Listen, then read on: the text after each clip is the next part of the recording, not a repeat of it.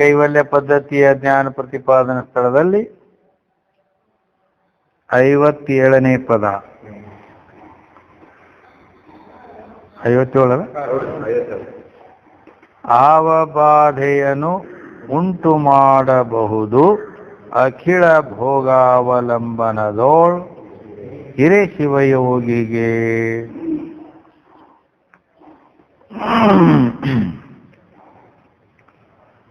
ಅಖಿಳ ಭೋಗಾವಲಂಬನದೋಳ್ ಹಿರೇ ಶಿವಯೋಗಿಗೆ.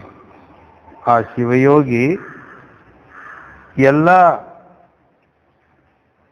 ಸುಖಾದಿ ಭೋಗಗಳನ್ನು ಅನುಭವಿಸಿದರೂ ಕೂಡ ಅವನಿಗೆ ಆವ ಬಾಧೆಯನ್ನುಂಟು ಮಾಡಬಹುದು,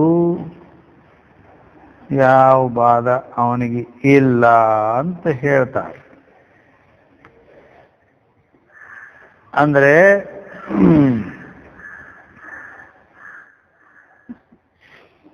ಶಿವಯೋಗಿ ಏನಂತಾರೆ? ಶಿವಯೋಗಿ. ಶಿವಯೋಗಿ ಅಂದ್ರೆ ಶಿವಯೋಗಿ ಅಂತಂದ್ರೆ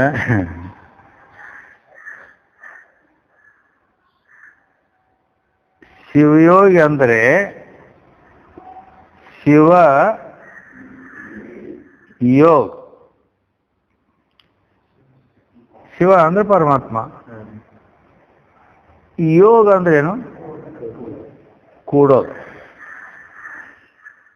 ಇವು ಹೋಗಿ ಪರಮಾತ್ಮನೊಡನೆ, ಈ ಜೀವಾತ್ಮ ಪರಮಾತ್ಮನೊಡನೆ ಒಂದಾಗಿಬಿಟ್ಟ.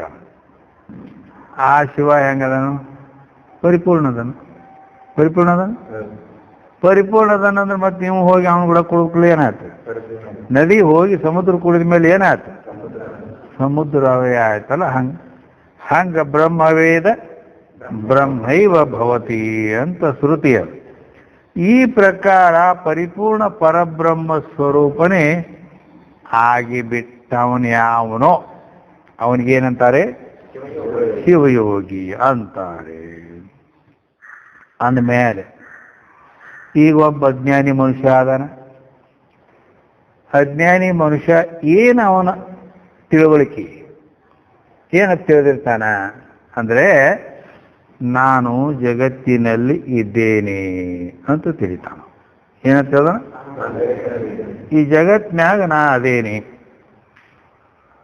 ಜಗತ್ತಿನಲ್ಲಿ ನಾ ಅದೇನಂತ ಹೇಳ್ದಾನ. ಈ ಶಿವಯೋಗಿ ಅಂತ ಹೇಳ್ತಾನ ಜಗತ್ತಿನಲ್ಲಿ ನಾ ಇಲ್ಲ, ನನ್ನಲ್ಲಿ ಜಗತ್ತೈತಿ. ನೋಡಿ ಎಷ್ಟು ವಿಪರೀತ ಐತಿ ನೋಡಿ. ಆದ್ದರಿಂದ ಯಾಕಂದ್ರೆ ಇವ ಅಜ್ಞಾನಿಯಲ್ಲಿ ಪರಿಚಿನ್ನ ಭಾವ ಇರ್ತೈತಿ. ಈ ದೇಹದಷ್ಟು ನಾ ಆತ್ಮ ಹಿಂಗತ್ತೆ.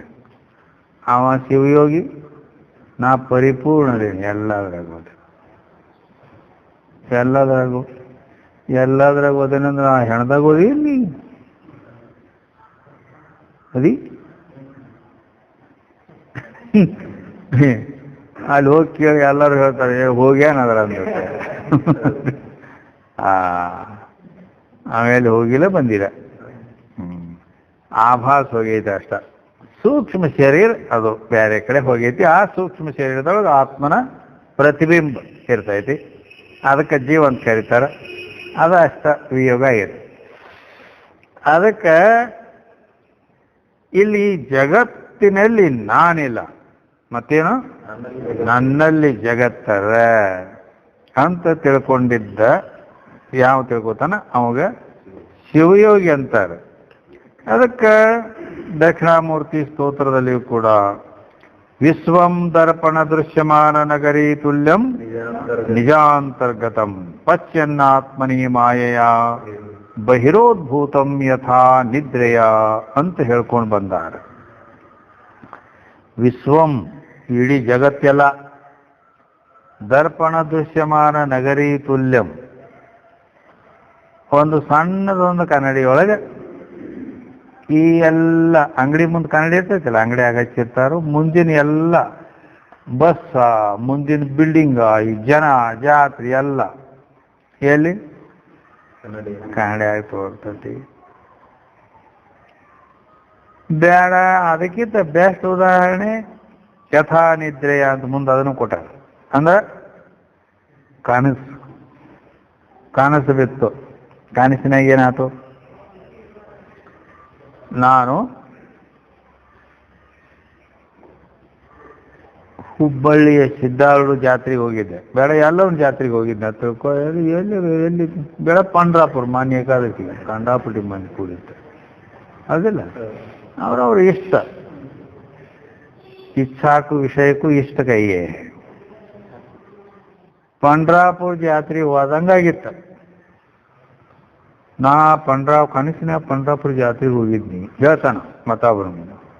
ಪಂಡ್ರಾಪುರ ಜಾತ್ರೆಗೆ ಹೋಗಿದ್ನಿ, ಏನು ಜನ ಕೂಡಿತಪ್ಪ. ಸರಿ ಅಲ್ಲೆಲ್ಲ ಆ ಮಂದಿರ, ಜನ, ಜಾತ್ರೆ ಇದೆಲ್ಲ ಹಿಂಗೆಲ್ಲ ಚಂದ್ರಭಾಗ ನದಿ ಅಲ್ಲಿದ್ದದ್ದು. ಹಿಂಗೆ ಎಲ್ಲ ಅಲ್ಲಿನ ಹೋಗಿ ನೋಡ್ತಿದ್ದೆ ಅಂತ ಹೇಳ್ತಾರೆ. ಆದ್ರೆ ಲೆಕ್ಕದಿಂದ ನೋಡಿದ್ರೆ ನೀವು ಮನ್ಯಾಗ ಮನಿಗ್ಯಾನ. ಎಲ್ಲಿದಾನು? ಮನ್ಯಾಗ ಮಲ್ಕೊಂಡ. ಅಂದ ಮೇಲೆ ಜಾತ್ರೆಯಾಗ ಅಂತ ಹಿಂಗೆ ಹೋಗಿಲ್ಲ. ಯಾಕೆ ಇಲ್ಲೇ ಅದಾನು. ಮತ್ತು ಪಂಡ್ರಾಪುರ ಜಾತ್ರೆಗೆ ನಾ ಹೋಗಿದ್ನಿ ಅಂತ ಹೇಳ್ತಾನು. ಆದ್ರೆ ಲೆಕ್ಕ ಮಾಡಿದ್ರೆ ಪಂಡ್ರಾಪುರ ಜಾತ್ರೆಯಾಗ ನೀ ಹೋಗಿದ್ಯೋ ಏನು? ಆ ಜಾತ್ರೆನ ನಿನ್ನೊಳಗೆ ಬಂದಿತ್ತೋ? ಯಾಕಂದ್ರೆ ನೀವು ಹೋಗಿದ್ದಂದ್ರೆ ನೀ ಮತ್ತೆ ಇಲ್ಲಿರಬಾರ್ದು ಅವಾಗ, ಹೌದಲ್ಲ? ಮತ್ತು ನೀ ಇಲ್ಲೇ ಅದಿ. ಮತ್ತು ಅಂದಮೇಲೆ ಆ ಜಾತ್ರೆ ಸಂಪೂರ್ಣ ಎಲ್ಲ ನೀ ನೋಡಿ, ಜನ ಜಾತ್ರೆ ಇತ್ತು ಅಂತ. ಮತ್ತು ಅಂದಮೇಲೆ ಆ ಜಾತ್ರೆನ ನಿನ್ನಲ್ಲಿ ಇತ್ತು, ನೀ ಜಾತ್ರೆಯಾಗಿ ಇದ್ದಿದ್ದಿಲ್ಲ. ಈ ಹೆಸರಿಕಾದ್ಮೇಲೆ ಗೊತ್ತಾಗ್ಬಿಡ್ತತಿ, ಹೌದಲ್ಲ? ಈ ರೀತಿ ಅಜ್ಞಾನ ಅನ್ನೋ ನಿದ್ರೆಯೊಳಗ ಇದ್ದ ಮನುಷ್ಯಾಗ ನಾ ಜಗತ್ನ್ಯಾಗ ಅದೇನಿ, ಅವಂಗೆ ಹೆಂಗೆ ಜಾತ್ರೆಯಾಗಿ ಅದೇನಿ ಅಂತ ಅನಿಸ್ತಲ್ಲ, ಹಂಗ ಅಜ್ಞಾನಿ ಜೀವನಿಗೆ ಹಿಂಗೆ ಅನಿಸ್ತದ, ನಾ ಜಗತ್ನ್ಯಾಗ ಅದೇನಿ ಅಂತ. ಆದ್ರೆ ಜ್ಞಾನ ಅನ್ನೋ ಹೆಸರಿಕೆ ಆದ್ರೆ ಜಗತ್ನ್ಯಾಗ ನಾ ಇಲ್ಲ, ನನ್ನೊಳಗೆ ಜಗತ್ತೈತಿ. ಹಂಗೆ ಹೆಸರಿಕೆ ಆದ ಕೂಡಲೇ ನಾ ಏನು ಜಾತ್ರೆಯಾಗಿ ಇದ್ದಿದ್ದಿಲ್ಲ, ಆ ಜಾತ್ರೆನ ನನ್ನಲ್ಲಿ ಬಂದಿತ್ತು, ನನ್ನಲ್ಲಿತ್ತು ಅಂತ ಹೆಂಗವ ಸ್ವಪ್ನ ದೃಷ್ಟ ಹೇಳ್ತಾನ. ಆ ರೀತಿ ಈ ಜ್ಞಾನ ಆದ ಕೂಡಲೇನ ಇಲ್ಲಿ ಶಿವಯೋಗಿ ಅಂತಕ್ಕಂಥವನು ಈ ರೀತಿ ಅವನಿಗೆ ಜ್ಞಾನ ಆಗ್ಯದ. ಆದ್ದರಿಂದ ಅವನು ಏನಂತಾನು,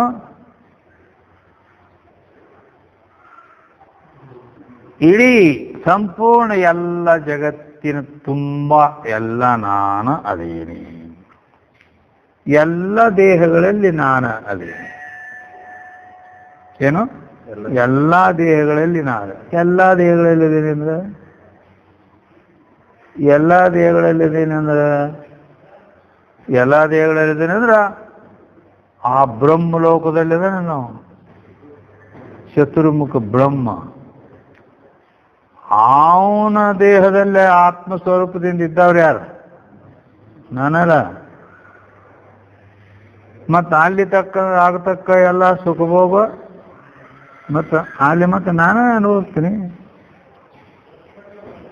ಸ್ವರ್ಗದೊಳಗೆ ಇಂದ್ರದನು, ಇಂದ್ರನ ಆತ್ಮ ಯಾರು? ನಾನದೇನೆ. ಮತ್ತು ಆ ಸ್ವರ್ಗ ಸುಖ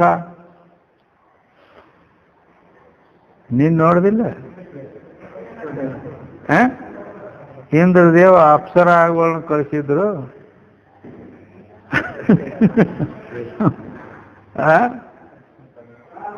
ಈ ನಿಮಕ್ಕಿಂತ ಹೆಚ್ಚಿನ ಅಪ್ಸರ ಇಲ್ಲದಾರಂತ. ಹೀಗೆ ಅಂದ್ರೆ ಈ ರೀತಿ ಎಲ್ಲದರಲ್ಲಿ ಅವ ಅದಾನ. ಇಂದ್ರ ಶರೀರದಲ್ಲಿ ಇದ್ದುಕೊಂಡು ಆ ಸ್ವರ್ಗದ ಸುಖವನ್ನು ಅನುಭವಿಸುವವನು ನಾನೇ ಅದೇನಿ. ಈಗ ಈ ಲೋಕದೊಳಗ ರಾಜ ಅದನು, ಅವನ ದೇಹದಲ್ಲಿದ್ದ ಆತ್ಮಸ್ವರೂಪ ನಾನ.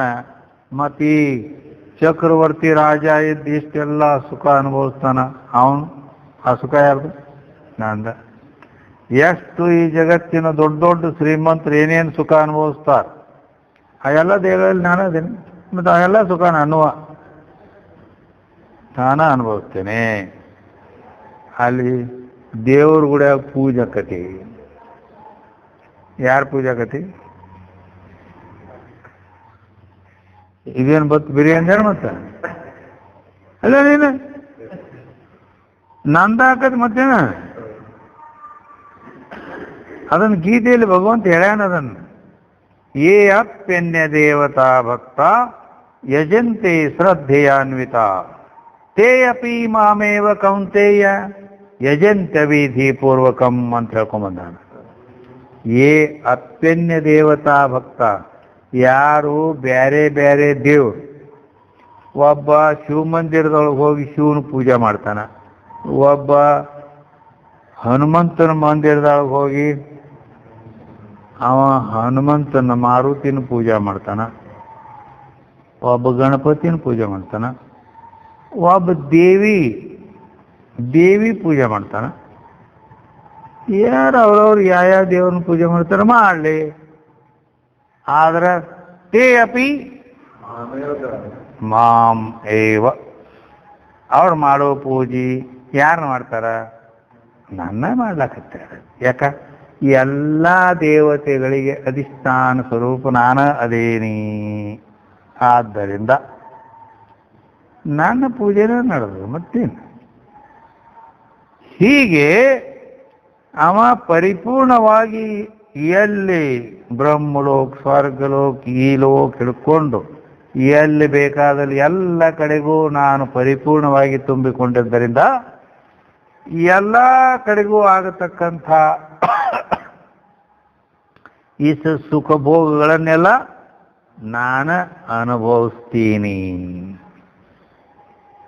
ಅಂತ ಹೀಗೆ ತಿಳಿದಿರ್ತಾನೆ.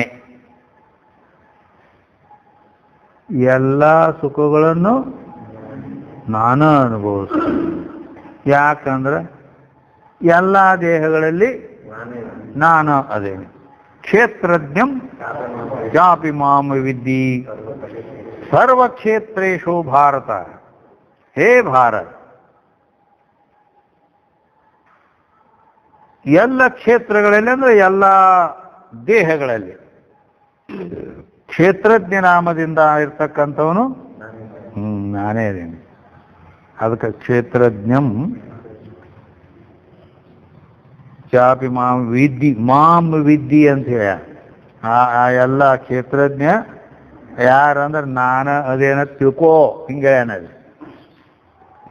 ಅದಕ್ಕಾಗಿ ಈ ರೀತಿ ಎಲ್ಲ ದೇಹಗಳಲ್ಲಿ ನಾನಿದ್ದು ಅಲ್ಲೇ ಆಗತಕ್ಕಂಥ ಎಲ್ಲ ಸುಖಗಳನ್ನು ನಾ ಅನುಭವ ಮಾಡ್ತೀನಿ ಅಂತ ಯಾರು ಅನ್ನುತ್ತಾರೆ? ಶಿವಯೋಗಿ ಅನ್ನುತ್ತಾನೆ. ಆದ್ರೆ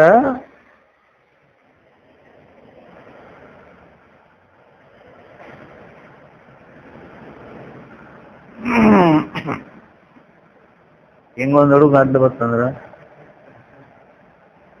ಅಂದ್ರೆ ಎಲ್ಲ ದೇಹದಲ್ಲಿದ್ದು ಆ ದೇಹದಲ್ಲಿ ಆಗತಕ್ಕಂಥ ಎಲ್ಲ ಸುಖವನ್ನ ಆ ಶಿವಯೋಗಿ ಅನುಭವ ಮಾಡ್ತಾನೆ. ಹೌದಾ? ಮಾಡ್ತಾನೆ. ಅಂದಮೇಲೆ ಮತ್ತ ಇದಂತೂ ಆಯ್ತು, ಇನ್ನೊಂದು ಆಕೈತಿಲ್ಲ ಅಲ್ಲಿ. ಇನ್ನೊಂದು ಏನಾಕತಿ ಅಲ್ಲಿ? ಒಬ್ಬಗ ಕ್ಯಾನ್ಸರ್ ರೋಗ ಆಗೈತಿ. ಅವಾಗೇನಾಗೈತಿ? ಕ್ಯಾನ್ಸರ್ ರೋಗ ಆಗೈತಿ. ಅವ ಭಾಳ ದುಃಖ. ಏನ್ ಮಾಡ್ತೀವಿ ಪಾಪ? ದುಃಖ ಅನುಭವಿಸಿ ಇಷ್ಟು ರೋಗಜನ್ಯ ದುಃಖ ಆಕೈತಿ ಅಂಥೇಳಿ ಭಯಂಕರ ದುಃಖ ಆಕೈತಿ. ಮತ್ತು ಅಲ್ಲಿ ಇದ್ದ ಸುಖ ಅನುಭವಿಸ್ತಾನ. ಅನುಭವಿಸ್ತಾನ ಅಂದಮೇಲೆ ಮತ್ತು ಅಲ್ಲಿ ಆಗ ದುಃಖನು ಮತ್ತು ಆ ದೇಹದಲ್ಲಿ ನೀ ಅದೀಯಪ್ಪ ಅಂದಮೇಲೆ ಅಲ್ಲಿ ಇದ್ದ ಸುಖ ಅನುಭವಿಸ್ತಿ ಅಂದಮೇಲೆ ಅಲ್ಲಿ ಏನು ದುಃಖ ಆಕ್ಕವಲ್ಲ? ದುಃಖ ಅಕ್ಕಾವಂದ ಮೇಲೆ ಮತ್ತು ಅದನ್ನು ಅನುಭವಿಸಬೇಕಲ್ಲ, ಹೌದಲ್ಲ? ಮತ್ತಾಬಗ ಮಹಾರೋಗ ಆಗೈತಿ. ಮಹಾರೋಗ ಅಂದ್ರೆ ಗೊತ್ತನ? ಮಹಾರೋಗ ಅಂದ್ರೆ ದೊಡ್ಡವನು, ಅದಕ್ಕೆ ದೊಡ್ಡ ಬೇನ್ ಅಂತಾರೆ, ಹಿರೇಬೇನ್ ಅಂತಾರೆ, ಇಂಗ್ಲಿಷ್ದೊಳಗೆ ಲೆಪ್ರಸಿಸ್ ಅಂತಾರೆ. ಅವು ಎಲ್ಲ ಯಾವಾಗ ಹಿಂಗೆ ಇದು ಮಾಡ್ತಾರಲ್ಲ, ಹಿಂಗೆಲ್ಲ ಕೈ ಇದಾಗಿಬಿಡ್ತಾವ, ಹಿಂಗೆ ಬಟ್ ಕಸಸ್ ಎಲ್ಲ ಇದಾಗಿಬಿಟ್ಟಿರ್ತಾವ. ಅಲ್ಲಿ ಎಷ್ಟು ದುಃಖ, ಮತ್ತು ಆ ದುಃಖನೂ ಅನುಭವಿಸ್ತೀವಿ. ಹಿಂಗೆ ಜಗತ್ತಿನಲ್ಲಿ ಈಗ ನಮ್ಮ ಸಾಮಾನ್ಯವಾಗಿ ಒಂದು ಶರೀರದಲ್ಲಿ ಏನು ದುಃಖ ಬರ್ತಾವ, ನಮ್ಮ ಪ್ರಾರಬ್ಧ ಕರ್ಮ ಅಂತ, ಅವು ಅಟ್ಟ ಅನುಭವಿಸ್ಬೇಕಾದ್ರೆ ಅಯ್ಯಯ್ಯೋ ರಾಮ ಅಂತೇಳಿ ಗೋಳಾಡ್ತಾನೆ. ಮತ್ತಿನ್ನು ಈ ಜಗತ್ತಿನಲ್ಲಿ ಇರ್ತಕ್ಕಂಥ ಒಟ್ಟು ಶರೀರದಲ್ಲಿ ಆಗೋತಕ್ಕಂಥ ದುಃಖ ಇವಾಗ ಗಂಟು ಬಿದ್ದರೆ ಏನಾಗೋದದ ಗತಿ? ಮತ್ತು ಇದೆ ಅಂತಾದ್ರೆ ಜ್ಞಾನ ಮಾಡ್ಕೊಂಡು ಒಂದ ಶರೀರದ ದುಃಖ ತಾಳೋದಾಗೋದಲ್ಲ. ತಾಳಲಾರೆನು ತನುವನು ಶಂಭುಲಿಂಗವೇ ಪಾಲಿಸಂದ್ ಎರಗಿ ಭಿನ್ನೈಪಿ ಬೀತಿಳು ಅಂತ ಹೇಳ್ಯಾರ ನಿಜಗುಂಡ್ರು. ಈ ತಾಳಲಾಕ ಆಗುವುದಿಲ್ಲಪ್ಪ ನನಗ, ಇಷ್ಟು ದುಃಖ ಒಂದ ಶರೀರದಾಗ. ಆಮೇಲಿಟ್ಟು ಈ ಎಷ್ಟು ಶರೀರಗಳದಾವು ಈ ಬ್ರಹ್ಮಾಂಡದೊಳಗೆ, ಎಲ್ಲ ಶರೀರಗಳ ದುಃಖ ಅನುಭವಿಸೋದು ಅಂದ್ರೆ ಇದೇನು ಬೇಡಪ್ಪ, ನಿಮ್ಮ ಜ್ಞಾನ ಇಂಥದ್ದೇನು ನಮ್ಗೇನು ಬೇಡ, ನಮ್ದು ಒಂದೇ ಇದ್ರೆ ಇನ್ನ ಮತ್ತೆ ಟೀಕ್ ಅದ. ಆದ್ರೆ ನಮ್ಮ ಕೆಲಸ ನಾವು ಅರ್ಥ ಮಾಡ್ಕೊಳ್ಳೋದು, ಹೌದಿಲ್ಲ? ಈಗ ನಮ್ದೇನು ಬಟ್ಟೆ ತೊಳ್ಕೊಳ್ಳೋದು ನಮ್ದು ಅರ್ಥ. ಈ ಒಟ್ರದು ಉಗಿ ಅಂದ್ರೆ ಏನು ಗತಿ ಅಲ್ಲಿಂದ? ಒಟ್ರು ಬಟ್ಟೆ ತೊಳಿ, ಒಟ್ರದು ಎಲ್ಲ ಕೆಲಸ ಮಾಡಿದ್ನಿ. ಇದು ನನ್ನ ಕೈಲಾಗಲತ್ತಾರಲ್ಲ.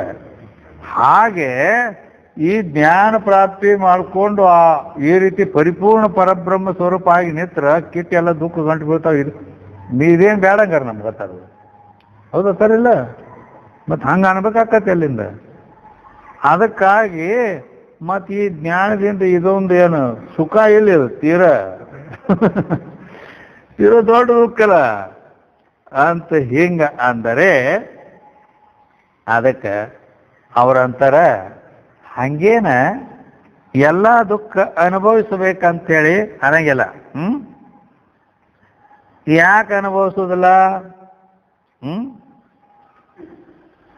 ಯಾಕೆ ಅನುಭವಿಸಂಗಿಲ್ಲ ಅಂದ್ರೆ ಅವ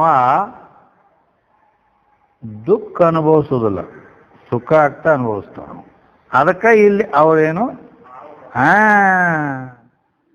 ಅದಕ್ಕೆ ಈ ಎಲ್ಲ ದುಃಖ ಬಂದು ಗಂಟು ಬಿದ್ರೆ ಹೆಂಗಪ್ಪ ಅಂದರೆ, ಅದಕ್ಕೆ ಆವ ಬಾಧೆಯನ್ನುಂಟು ಮಾಡಬಹುದು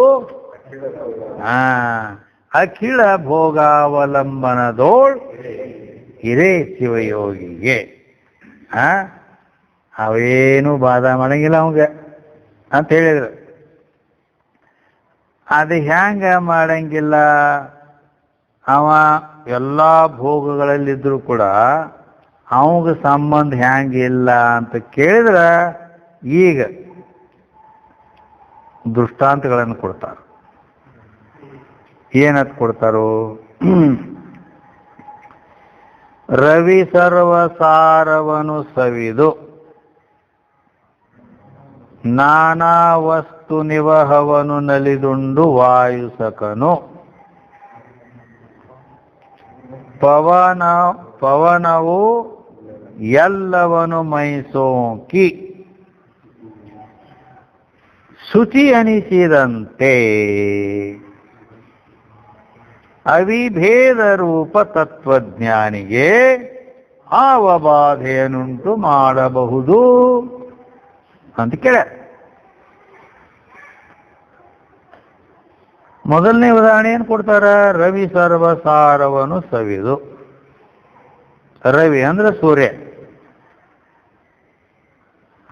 ಸೂರ್ಯ ಅಂತಕ್ಕಂಥವನು ಅವ ಏನು ಮಾಡ್ತಾನು ಅಂತ ಕೇಳಿದ್ರೆ ಸರ್ವಸಾರವನ್ನು ಸವಿದು ಅಂದ್ರ.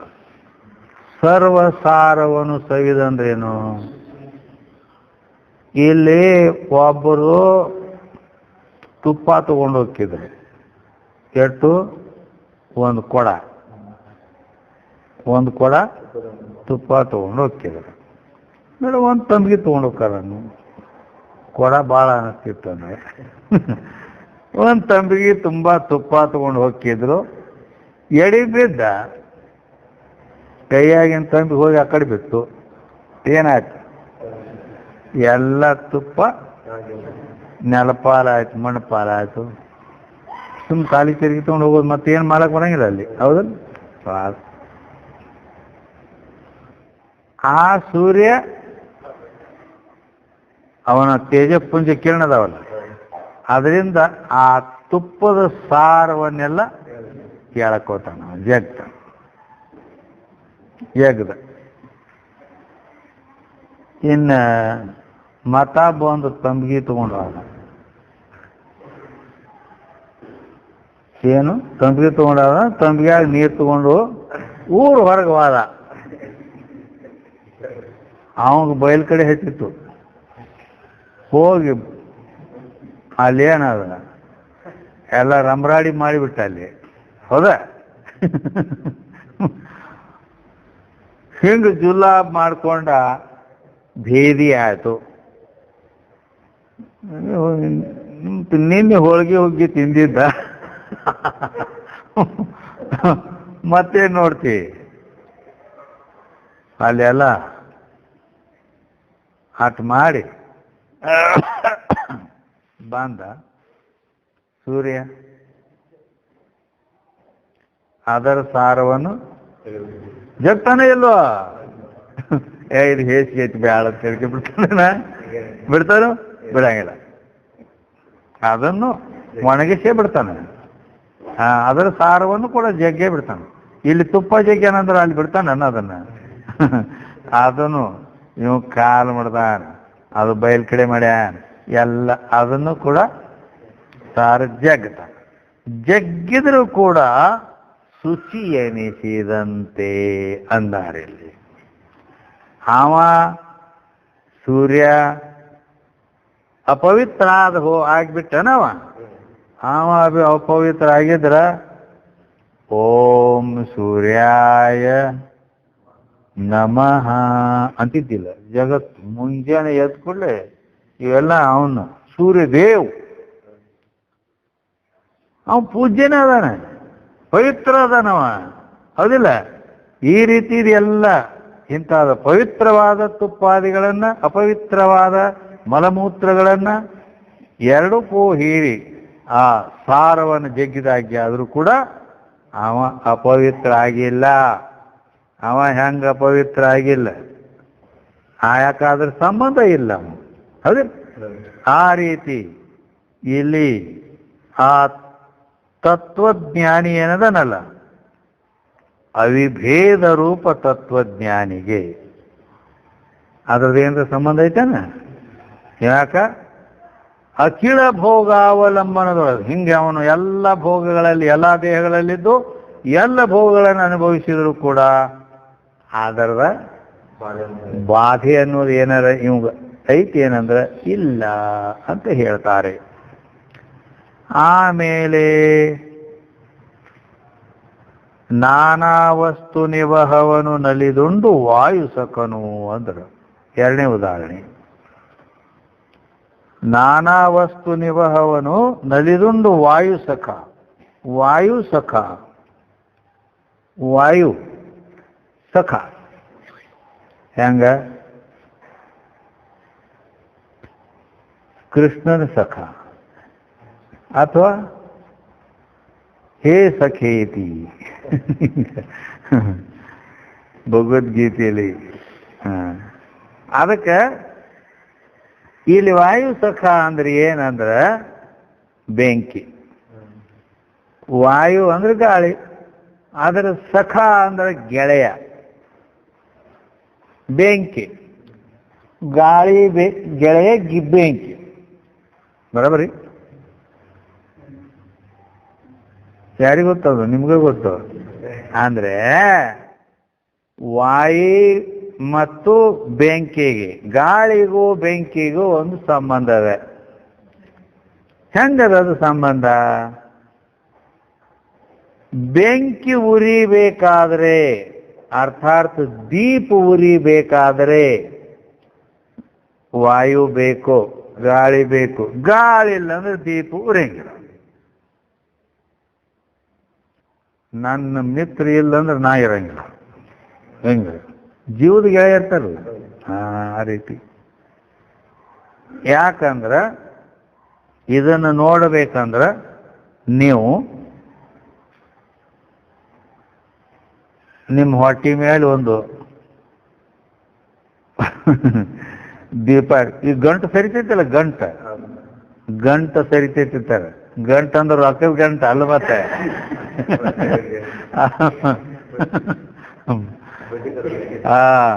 ಬಟ್ಟಿ ಅಂತೇಳಿ ಹೊಂಕದಾಗಿಂದು ಏನೋ ವಜ್ಜಿ ಎತ್ತಾಗ ಅಥವಾ ಹೆಜ್ಜೆ ತಪ್ಪಿ ತೆಗಿನ್ಯಾಗ ಹಿಂಗೆ ಕಾಲು ಇಟ್ಟಾಗ ಅದು ಸ್ವಲ್ಪ ಜಾಗ ಬಿಡ್ತೈತಿ. ಅದಕ್ಕೆ ಅದನ್ನ ಪೂರ ಹಿಂಗೆ ಜಗ್ಗಿ ಕುಂದಿಸೋ ಸಲುವಾಗಿ ಅಲ್ಲಿ ಏನು ಮಾಡ್ತಾರೆ, ಒಂದು ಇದರೊಳಗೆ ದೀಪ ಇಡ್ತಾರೆ. ಅರ್ಥಾತ್ ಮೇಣಬತ್ತಿ ಹಚ್ಚಿ ಒಂದು ಬಟ್ಲ ಇಟ್ಟು ಅದರ ಮ್ಯಾಗ ಹಿಂಗ ಒಂದು ಗ್ಲಾಸ್ ಹಿಂಗಿಡ್ತಾರೆ. ಇಟ್ಟು ಒತ್ತಾರೆ. ಅದನ್ನು ಒತ್ತಿದಾಗ ಅಲ್ಲಿ ಇದು ಐತಲ್ಲ ದೀಪ ಅದ್ರಾಗ ಗಾಳಿ ಎಷ್ಟೊತ್ತನ ಐತಿ ಅದ ಒಂದು ಮಿನಿಟ್ ಉರಿತೈತಿ, ಮುಂದೆ ಆರ್ಬಿಡ್ತೈತಿ. ತಿಳಿತಾನ? ಆ ಎಳೆದಾಗ ಅದು ಹಿಂಗೆ ಮಾಡಿ ಹಿಂಗೆ ಜಕ್ಕೋತೈತಿ. ಹೀಗೆ ಮಾಡಿ ಅದಕ್ಕೆ ಅರ್ಥಾರ್ಥ ಗಾಳಿ ಇಲ್ಲಂದ್ರೆ ದೀಪ ಉರಿಯಂಗಿಲ್ಲ. ಬೇಡ ಹಗೆ ಅಂತ ಗೊತ್ತೈತ ನಿಮ್ಗೆ? ಹಗೆ, ಜ್ವಾಳ ಹಾಕುವ ಹಗೆ, ಅದು ವರ್ಷಕ್ಕೊಮ್ಮೆ ತೆರಿತಾರೆ. ಅದನ್ನು ವರ್ಷ ಮ್ಯಾಲೆ ಬಂದು ಪ್ಯಾಕ್ ಇರ್ತೈತಿ. ಅದನ್ನು ತೆಗೆದ್ರು ಅಂದ್ರೆ ಗಡಗನ ಒಳಗೆ ಇಳಿಯಂಗಿಲ್ಲ. ಅವರು ಇಳಿದ್ರೆ ಸತ್ತ ಹೋಗ್ಕಣ. ಯಾಕೆ? ಒಳಗೆ ಗಾಳಿ ಇರೋದಿಲ್ಲ. ವರ್ಷಾನುಗಂಟ್ಲೆ ಬಂದಿರ್ತೈತಿ ಅದು ಪ್ಯಾಕ್, ಒಳಗೆ ಗಾಳಿ ಇಲ್ಲ. ಅದಕ್ಕಾಗಿ ಅವರು ಗಡಗನ ಇಳಿಯಂಗಿಲ್ಲ ಅದ್ರಾಗ. ಮತ್ತೇನು ಮಾಡ್ತಾರು? ದೀಪ ಚಿಮಣಿ ಐತೆ, ಚಿಮಣಿ, ಅದಕ್ಕೆ ಹಿಂಗೆ ದಾರ ಕಟ್ಟಿ ಹಿಂಗೆ ಒಳಗೆ ಬಿಡ್ತಾರೆ. ಆ ದೀಪ ಆರ್ತು ಅಂದ್ರೆ ನಾನು ಆರ್ತೇನೆ ಅನ್ನೋದು ಗೊತ್ತಾ? ಅದಕ್ಕೆ ಅದು ದೀಪ ಉರಿತೈತಿ ಅಂದ್ರೆ ದೀಪ ಐತಿ ಅಂದ್ರೆ ನಾನು ಇರ್ತೇನೆ ಅಂದ್ರೆ ಗಾಳಿ ಐತಿ, ಅವಾಗ ಇಳಿತ. ಇಲ್ಲ ಅಂದ್ರೆ ಒಂದು ಸ್ವಲ್ಪ ಟೈಮ್ ಹಂಗ ಓಪನ್ ಬಿಡ್ತಾರೆ ಅದನ್ನು, ಗಾಳಿ ಆಡೋ ಸಲುವಾಗಿ. ಅಂದ್ರೆ ಹೇಳೋ ತಾತ್ಪರ್ಯ ಇಷ್ಟೇ, ಗಾಳಿ ದೀಪ ಉರಿಬೇಕಾದ್ರೆ ಗಾಳಿ ಬೇಕು, ದೀಪ ಆರ್ಬೇಕಾದ್ರೆ ಗಾಳಿನ ಬೇಕು. ಉಪ್ಪತ್ತು ಉದ್ದಾಗ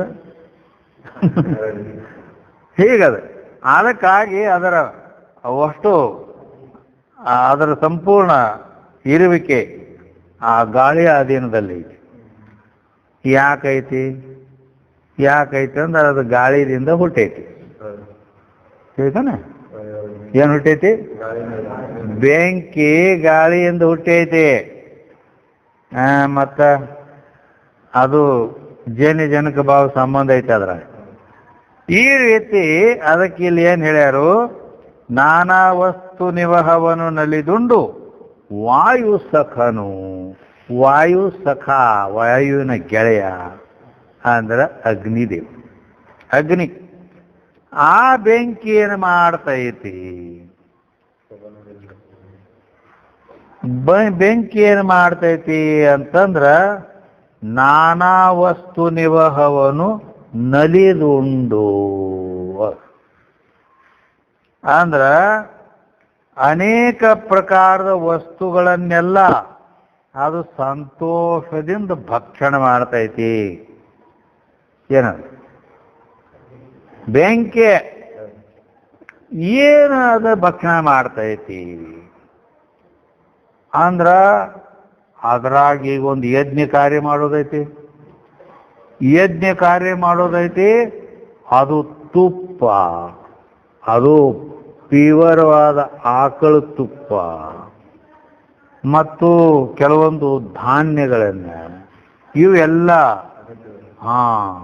ಇಂಥವ ಪವಿತ್ರವಾದಂಥ ಏನು ವಸ್ತುಗಳದಾವಲ್ಲ ಅವುಗಳನ್ನೆಲ್ಲ ಆ ಸ್ವಾಹ ಅಂತ ಅಗ್ನಿಯಲ್ಲಿ ಹಾಕ್ತಾರೆ. ಅದನ್ನೆಲ್ಲ ಭಕ್ಷಣೆ ಮಾಡ್ತೈತೆ. ಹೌದು, ಇಲ್ಲಿ ಇಂಥ ಪವಿತ್ರ ವಸ್ತುಗಳನ್ನು ಅದಕ್ಕೆ ಹಾಕಿದಾಗ ಅದನ್ನು ಸುಡ್ತದು, ಭಕ್ಷಣೆ ಮಾಡ್ತ. ಈಗೇನಾಯ್ತಲ್ಲ ಇಲ್ಲಿ ಏನು ಹೆಣ ಹೋಯ್ತಾರೆ ಹೋದು ಅದನ್ನು ಅದ್ರಾಗ ಹಾಕ್ತಾರೆ.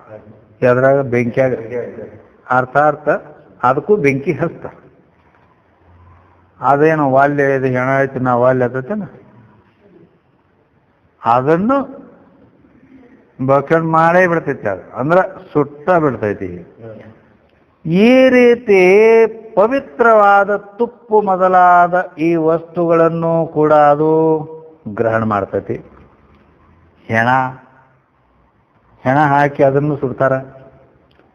ಹಿಂಗೆ ಅದನ್ನು ಸುಟ್ರು ಅದನ್ನು ಭಕ್ಷಣೆ ಮಾಡ್ತೈತಿ. ಈ ರೀತಿ ಆ ಬೆಂಕಿಯೊಡನೆ ತುಪ್ಪದ ಸಂಬಂಧ ಇರಲಿ, ಹೆಣದ ಸಂಬಂಧ ಇರಲಿ,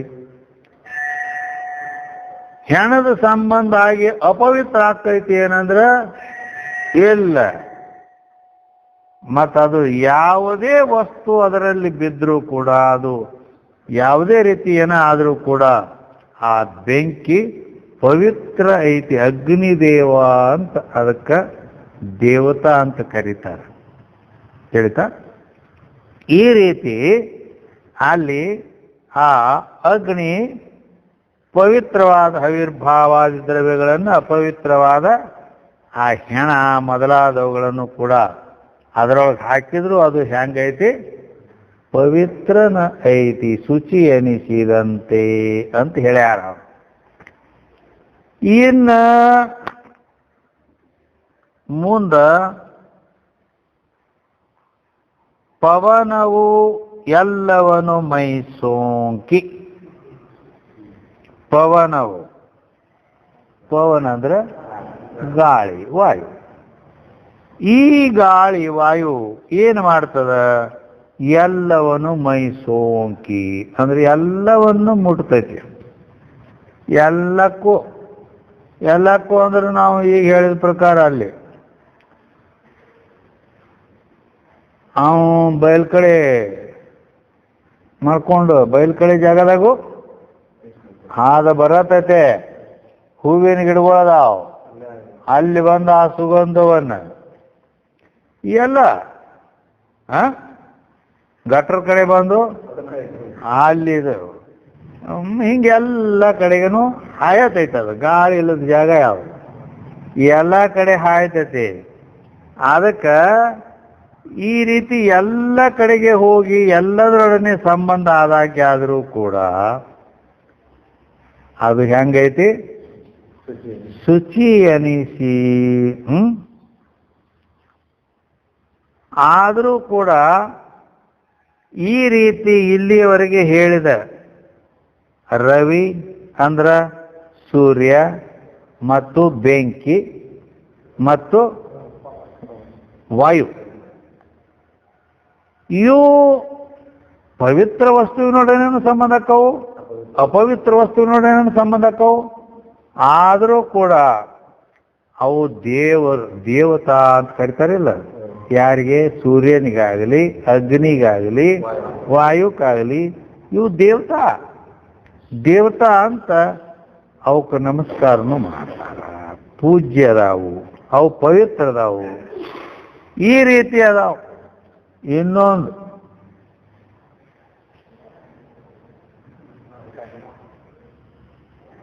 ಪವಿತ್ರವಾದದ್ದು ಇನ್ನೊಂದು ವಸ್ತು ಅದ. ಏನಂದ್ರ ಗಂಗಾ ನದಿ. ಗಂಗಾ ನದಿ ಪವಿತ್ರ ಐತಲ್ಲ. ಎಷ್ಟು ನಾವು ಪಾಪ ಮಾಡಿದ್ದೆಲ್ಲ ಹೋದ ಅಲ್ಲಿ ಸ್ನಾನ ಮಾಡಿ ಬಂದ್ರೆ ಎಲ್ಲ ಪಾಪ ತೊಳೆದು ಅವನ್ನ ಪವಿತ್ರ ಮಾಡಿಬಿಡ್ತೈತಿ ಗಂಗಾ. ಹೀಗೈತಿ. ಅದಕ್ಕೆ ದೇವ ನದಿ ಅಂತ ಕರೀತಾರೆ, ಜಾಹ್ನವಿ ಅಂತ ಕರೀತಾರೆ, ಹಿಂಗ ಅನೇಕ ನಾಮದಾವ, ಭಾಗೀರಥಿ ಅಂತ ಕರೀತಾರೆ ಅಲ್ಲ. ಅದಕ್ಕಾಗಿ ಆ ಪವಿತ್ರ ದೇವ ನದಿ ಗಂಗಾ ನೀವು ಅಲ್ಲಿ ಹೋದವ್ರಿಗೆ ಗೊತ್ತದು. ಗುಡ್ಡ,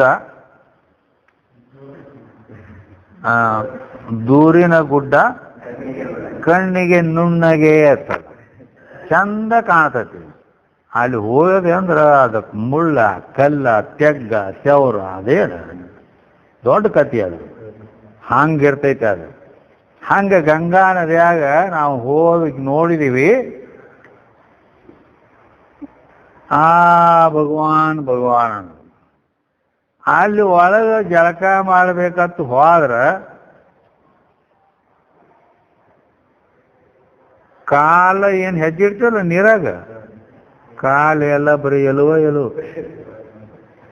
ಯಾರು ಬರೇ ಎಲು, ಕಾಲಾಗ ಎಲುವನ ಹತ್ತಾವು. ಯಾಕೆ ಎಲು ಹತ್ತಾವ ಅಂದ್ರೆ ಈ ಕಡೆ ಜಗತ್ತಿನೊಳಗೆ ಏನು ಇಲ್ಲಿ ಏನು ದೊಡ್ಡ ದೊಡ್ಡ ಶ್ರೀಮಂತರು ಅಂಥವ್ರು ಇಂಥವ್ರು ಸುಟ್ಟಿರ್ತಾರೆ ನೋಡು, ಈ ಸುಟ್ಟದ್ದು ಅವು ಎಲು ಒಂದು ಗಡಿಗ್ಯಾಗ ತಗೊಂಡು ಹೋಗಿ ಕಾಶಿಗೆ ಹೋಗಿ ಗಂಗಾ ನದಿಯಾಗ ಸುಡ್ತಾರ ಅವ್ರು. ಮತ್ತು ಎಲ್ಲಿ ಸುರವ್ರವ್ರು ನಾವು ಜಳಕ ಮಾಡಕ್ಕೆ ಹೋದಲ್ಲೇನೋ ಅಲ್ಲೇ ಸುರವ್ರಲ್ಲ. ಹಿಂಗೆ ಮಾಡಿ ಕೆಳಗೆ ಕಾಲು ಕೆಳಗೆ ಬರೀ ಅವ ಎಲು ಇರ್ತಾವ. ಹಿಂಗೆ ಜಗತ್ತಿನ ಎಲು ಎಲ್ಲ ಬಂದು ಎಲ್ಲಿ ಕೂಡ್ತಾವು, ಆ ಗಂಗಾ ನದಿಯಾಗ ಬೀಳ್ತಾವ. ಇನ್ನೊಂದು ವಿಚಿತ್ರ ಏನು ನಿಮ್ಗೆ ಹೇಳ್ಬೇಕಂದ್ರೆ, ಅಲ್ಲಿ ಹರಿಶ್ಚಂದ್ರ ಘಾಟ್, ದಶಾಶ್ವಮೇಘ ಘಾಟ್, ಮಣಿಕರ್ಣಿಕ, ಹಿಂಗೆಲ್ಲ ಒಂದೊಂದು ಅವು ಸ್ಥಾನದ ಹೆಸರು. ಅವು ಆ ಹೊಳಿ ದಂಡಿಗೆ ಹಿಂಗೆ ಪಾವಟಿಗೆ ಮಾಡ್ಯಾರ, ಪಾವಟಿಗೆ. ಅಲ್ಲಿ ಅವಕ್ಕೊಂದೊಂದು ಘಾಟ್ ಅಂತ ಹೆಸರಿಟ್ಟಾರ. ಹರಿಶ್ಚಂದ್ರ ಮೊದಲು ಸ್ಮಶಾನಕ್ಕೆ ಆದದ್ದು ಎಲ್ಲಿ? ಅಲ್ಲೇ. ಅಲ್ಲಿ ಹೆಣ ಆ ಊರಾಗ ಸತ್ತದಂತ ಬೇಡನಿ, ಆ ಊರಾಗ ಸತ್ತದ್ದು ಯಾರು ತರಂಗಿಲ್ಲ ಅಲ್ಲಿ. ಈ ಈ ಈ ಕಡೆ ಹೋಗ್ತಾವು, ಈ ಕಡೆಯಲ್ಲಿ ಸಾಯ್ತಾರ ದೊಡ್ಡ ದೊಡ್ಡ ಶ್ರೀಮಂತರ, ಇಲ್ಲಿಯೂ ಹೆಣ ಹೋಗ್ತಾವ ಅಲ್ಲಿಗೆ ಪಾರ್ಸಲ್. ಬೆಳಗ್ಗೆ ಗಾಡಿಯಾಗ ತುಂಬ್ಕೊಂಡು ಮೋಟ್ರದಾಗ ತಗೊಂಡು ಒಯ್ತಾರ. ಅಲ್ಲಿ ಹೋದ ಕಾಶಿ ಒಳಗೆ, ಯಾಕ ಅವ್ರಿಗೊಂದು ಆ ಕಾಶಿ ಖಂಡ ಶಿವಪುರಾಣದಾಗ ಬರ್ತೈತಿ. ಅದ ಕಾಶಾನ್ ಮರಣಾನ್ ಮೋಕ್ಷ ಅಂತೇಳಿ, ಕಾಶಿಯಲ್ಲಿ ಮರಣ ಆದವನಿಗೆ ಮುಕ್ತಿ ಆಕೈತಿ ಅನ್ನೋ ಸುದ್ದಿ ಕೇಳಿ ಕೆಲವು ಮಂದಿ ಅಂತೂ ಇನ್ನ ಸಾಯೋದು ಇನ್ನ ಒಂದು ತೊಡೆ ದಿನ ಐತಂದ್ರೆ ಅಲ್ಲೇ ಹೋಗಿ ಒಂದು ಬಾಡಿಗೆ ಮನೆ ತಗೊಂಡು ಅದ್ರಾಗ ಇದ್ದು ಅಲ್ಲೇ ಇರ್ತಾರೆ, ಇಲ್ಲೇ ಸಾಯ್ಬೇಕಂತೇಳಿ. ಬೇಡ, ಇಲ್ಲಿದ್ದವರು ಇಲ್ಲಿ ಸಾತ್ರನು ಆ ಹೆಣ ಅಲ್ಲಿ ಹೋಯ್ತಾರೆ. ಅಲ್ಲಿ ಹೋದ ಅಲ್ಲೇ ಸುಡೋದು, ಸುಟ್ಟು ಅಲ್ಲೇ ಗಂಗಾ ನದಿ ಕುಡ್ಸೋದತ್ತೇಳಿ. ಅಲ್ಲಿ ಅಂತೂ ಲೈನ್ ಹಚ್ಚಿರ್ತೈತಿ. ಏನವು ಹೆಣ ಮಂದಿ ಲೈನ್ ಅಲ್ಲ, ಹೆಣಗಳು ಲೈನ್ ಹಚ್ಚಿರ್ತೈತಿ. ಹೆಣ ಲೈನ್ ಹಚ್ಚಿರ್ತಾರ. ಅವ್ರು ಅಲ್ಲೇನು ಸುಡಾವ್ರದಾರಲ್ಲ, ಅವ್ರು ಕಟ್ಟಿಗೆ ಒಟ್ತಾರ.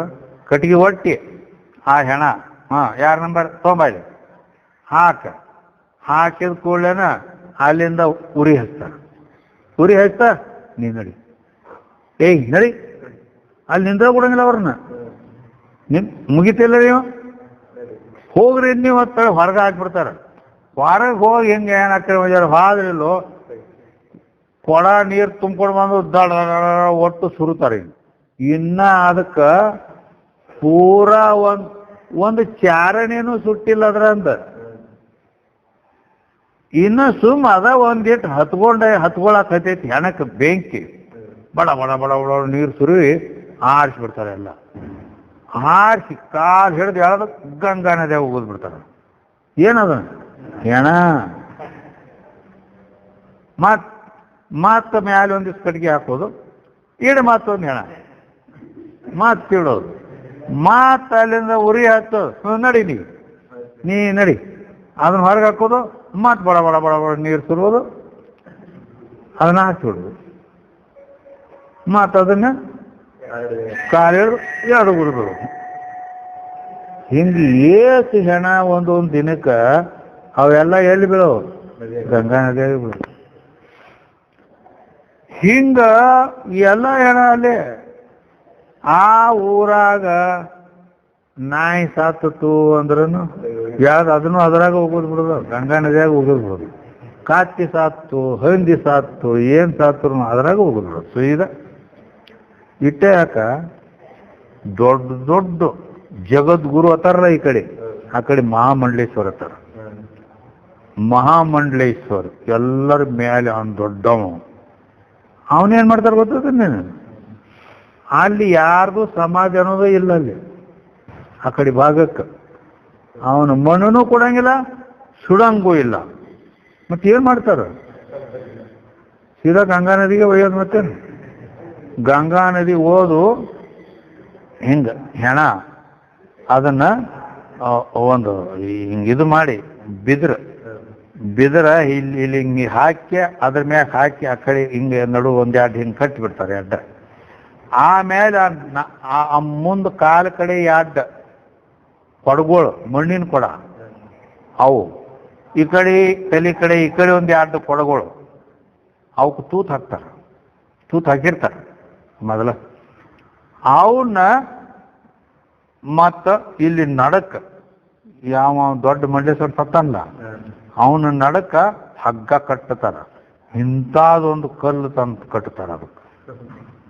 ಇದು ನಡು ಇಂಥದೊಂದು ಕಲ್ಲು.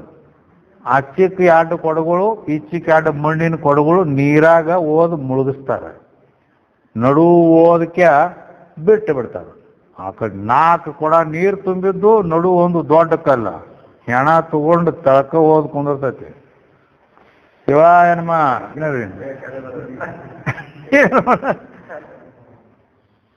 ಅಲ್ಲಿ ಅದು ಗಂಗಾ ನದಿಯಾಗ ಅಲ್ಲಿ ಏನು ಅವು ಮೀನ ಮಸಳಿ ಅವು ಇವು ಹರ್ಕೊಂಡು ತಿಂದು ಎಲ್ಲ ಹಿಂಗೆ ಇದಾಗಿ ಹೋಗೋದು. ಅಂದ್ರೆ ಹಿಂಗೆ ಎಲ್ಲ ಪ್ರಾಣಿ ಎಲ್ಲ ಹೆಣ ಅಲ್ಲಿ ಇಷ್ಟು ಅದೇನು ಮೈ ಜುಮ್ಮತೈತಿ ನೋಡಿದ್ರೆ. ಮತ್ತಿನ್ನೊಂದು ಕತಿ ಅಂದ್ರ ಆ ಕಾಶಿ ಊರಾಗೇನು ಸಂಡಾಸ, ಬಚ್ಚಲು ನೀರ, ಗಟರ್ ನೀರ ಒಟ್ಟು ಬಂದು ಕೂಡೋದಿಲ್ಲಪ್ಪ ಗಂಗಾ ನದಿಗೆ ಕೊಡೋದು. ಅದಕ್ಕೆ ರಾಮ್ ತೇರಿ ಗಂಗಾ ಮೈಲಿ ಅಂತೇಳಿ ಹಂಗೆ. ಅದಕ್ಕೆ ಈ ರೀತಿ ಗಂಗಾದೇವಿದು ಪರಿಸ್ಥಿತಿ ಐತಿ. ಆದ್ರೆ ಒಂದು ವಿಶೇಷ ನೋಡಪ್ಪ, ಇಷ್ಟೆಲ್ಲ ಅಲ್ಲಿ ಆ ಗಂಗಾ ನದಿಯೊಳಗ ಇಷ್ಟೆಲ್ಲ ಐತಿ ಕರೆ ಪವಿತ್ರ ನೋಡಕಿ. ಪವಿತ್ರ ಅಂದ್ರ ಪವಿತ್ರನ. ನಾವು ಆವಾಗ ಹೋದಾಗ ಒಮ್ಮೆ ಅದು ಸರ್ವಸಾಧಾರಣ ಇದು ಕುಂಭಮೇಳ ಆಗ್ತಾವ. ಈಗೂ ಬಂದೈತೆ ಅದು ಸಾಧಾರಣ. ಈಗ ಫೆಬ್ರವರಿದಿಂದ ಚಾಲು ಆಕೈತಿ. ಅದ ಒಂದು 2 ತಿಂಗಳು ಇರ್ತೈತಿ. ಅಂದ್ರೆ ಒಂದು 3 ಶಾಹಿ ಸ್ನಾನ ಥರ. ಅವಾಗ ಈ ಜಗತ್ತಿನಲ್ಲಿದ್ದ ಎಲ್ಲರೂ ಹೋಗ್ತಾರಲ್ಲಿ, ಹೋಗಿ ಆ ದಿನ ಸ್ನಾನ ಮಾಡ್ತಾರಲ್ಲಿ. ಅದಕ್ಕಾಗಿ ಆ ಗಂಗಾ ನದಿಯೊಳಗ ಏನಪ್ಪಾ ಅಂದ್ರೆ ಹೋದಾಗ ನಾವು ನೀರು ತುಂಬ್ಕೊಂಡ್ಬಂದಿದ್ದೆ. ಈ ಪ್ಲಾಸ್ಟಿಕ್ ಕ್ಯಾನ್ ಅದ, ಕ್ಯಾನ್ ಅಂದ್ರೆ ಇದ್ರಗತ್ತೆ, ಅದ್ರಾಗ ತುಂಬ್ಕೊಂಡು ಬಂದು ಅದು ನಾವು ಈ ಗೋದ್ರೇಜ್ ಕಬಾಟ್ ಐತಲ್ಲ ಅದ್ರಾಗ ಇಟ್ಟಿದ್ದೆ. ಇಟ್ಟು ಅದು ಹಿಂದಿನ ಮೊದಲಿಟ್ಟು ಮುಂದೆ ಅರಿಬಿ ಅಂತೇಳಿ ಇಡೋಣ, ಅದು ಒಳಗಿಟ್ಟು ಮರ್ತ ಬಿಟ್ಟಿವಿ. 3 ವರ್ಷದ ಮೇಲೆ ಗೊತ್ತಾಯ್ತು ಅದು ಗಂಗಾ ನದಿ ನೀರು ತಂದು ಇಟ್ಟಿದ್ದೀವಿ ಅಂತೇಳಿ. ಅಲ್ಲ 3 ವರ್ಷ ಆಯ್ತದ ಈ ನೀರು ಇಲ್ಲಿವು. ಹೌದರ್ ತುಂಬಿ ನೀವು 1 ತಿಂಗಳು ಹೇಳ್ರಿ ನೋಡು, ಆ ಹೊಲಸು ಎದ್ದು ಬಿಡ್ತೈತಿ, ವಾಸನೆ ಇರ್ತಾವ, ವಾಸನೆ ಶುರು ಆಕೈತಿ, ಹುಳ ಬೀಳ್ತಾವ, ಹೌದಿಲ್ಲ? ಆದ್ರ 3 ವರ್ಷ ಇಟ್ಟರು ಕೂಡ ಮತ್ತೆ ಅದನ್ನ ಬಾಯಿ ಬೂಸ್ ತೆಗೆದು ಹಿಂಗೆ ಗ್ಲಾಸ್ದಾಗ ಹಾಕಿದ್ವಿ, ನೋಡಿದ್ರೆ ಏನೂ ವಾಸನೆ ಇಲ್ಲ. ಅದ್ರಾಗ ಹುಳ ಒಂದು ಬೀಳಂಗೇ ಇಲ್ಲ. ಅವು ಕುಡ್ದೀವಿ ಅಂದ್ರ ವಿಶೇಷತ ನೋಡಿ ಹೆಂಗದ, ಎಷ್ಟು ಅಪವಿತ್ರ ವಸ್ತುಗಳೆಲ್ಲ ಅದ್ರಾಗ ಬೀಳ್ತಾವ, ಆದ್ರೂ ಕೂಡ ಗಂಗಾ ಪವಿತ್ರನ ಐತಿ. ಹಂಗ ಈ ಶಿವಯೋಗಿ ಎಲ್ಲ ಭೋಗಗಳಲ್ಲಿ ಇದ್ರೂ ಕೂಡ ಅವ ಏನದನು ಪವಿತ್ರನ ಅದಾನು. ಈ ರೀತಿ ಅದಕ್ಕೆ ಅಮಗೆ ಆ ಗಂಗಾಗೆ ಏನಾರ ಬಾಧ ಮಾಡ್ತಾನೆ ಇಷ್ಟೆಲ್ಲ ಹಾಕಿದ್ರು ಇಲ್ಲ. ಆ ರೀತಿ ಶಿವಯೋಗಿಗೆ ಆವ ಬಾಧೆಯನ್ನುಂಟು ಮಾಡಬಹುದು ಅಂತ ಕೇಳ್ಯಾರ. ವಿಷ್ಣು ಏನಾಗ್ಯಾನ? ಹಂದಿಗ್ಯಾನ. ಹಂದಿ ಗೊತ್ತಿಲ್ಲ ನೋಡಿಲ್ಲ, ಆರ್ಡರ್ ಆರ್ಡರ್ ಆರ್ಡರ್ ಮಾಡ್ತಿತ್ತು ನೋಡಲ್ಲಿ. ಹಂದಿ ಆಗ್ಯಾನ, ಶಿವ ಆಗ್ಯಾನ, ಮೀನಾಗ್ಯಾನ, ಆಮೆ ಆಗ್ಯಾನ. ಪೂಜೆ ಮಾಡ್ತಾರೆ, ಹೌದಾ? ಹಂದಿಗೆ ಯಾಕೆ ಪೂಜೆ ಮಾಡೋದು ನಾವು ಅಂತ ಬಿಡ್ತಾರ? ಯಾಕಂದ್ರೆ ಅವ ಯಾವ ದೇಹದಿಂದ ಇದು ಆದರೂ ಕೂಡ ಅವ ಪವಿತ್ರನ ಅದಾನು, ಪೂಜ್ಯನ ಅದಾನು. ಆ ರೀತಿ ಶಿವಯೋಗಿನೂ ಕೂಡ ಈ ರೀತಿ ಅಖಿಲ ಭೋಗಾವಲಂಬನದೊಳಗಿರೆ ಇದ್ರೂ ಕೂಡ ಆವ ಬಾಧೆಯನ್ನುಂಟು ಮಾಡಬಹುದು, ಏನು ಮಾಡಂಗಿಲ್ಲ ಅಂತ. ಹೀಗೆ ಈ ರೀತಿ ಸರ್ವದೇಹಗಳ ಸಂಬಂಧ ಆದರೂ ಕೂಡ ಅಲ್ಲಿ ಏನಂದಾರ, ಶುಚಿ ಎನಿಸಿದಂತೆ ಅಂತ ಹೇಳಿದ್ದಾರೆ.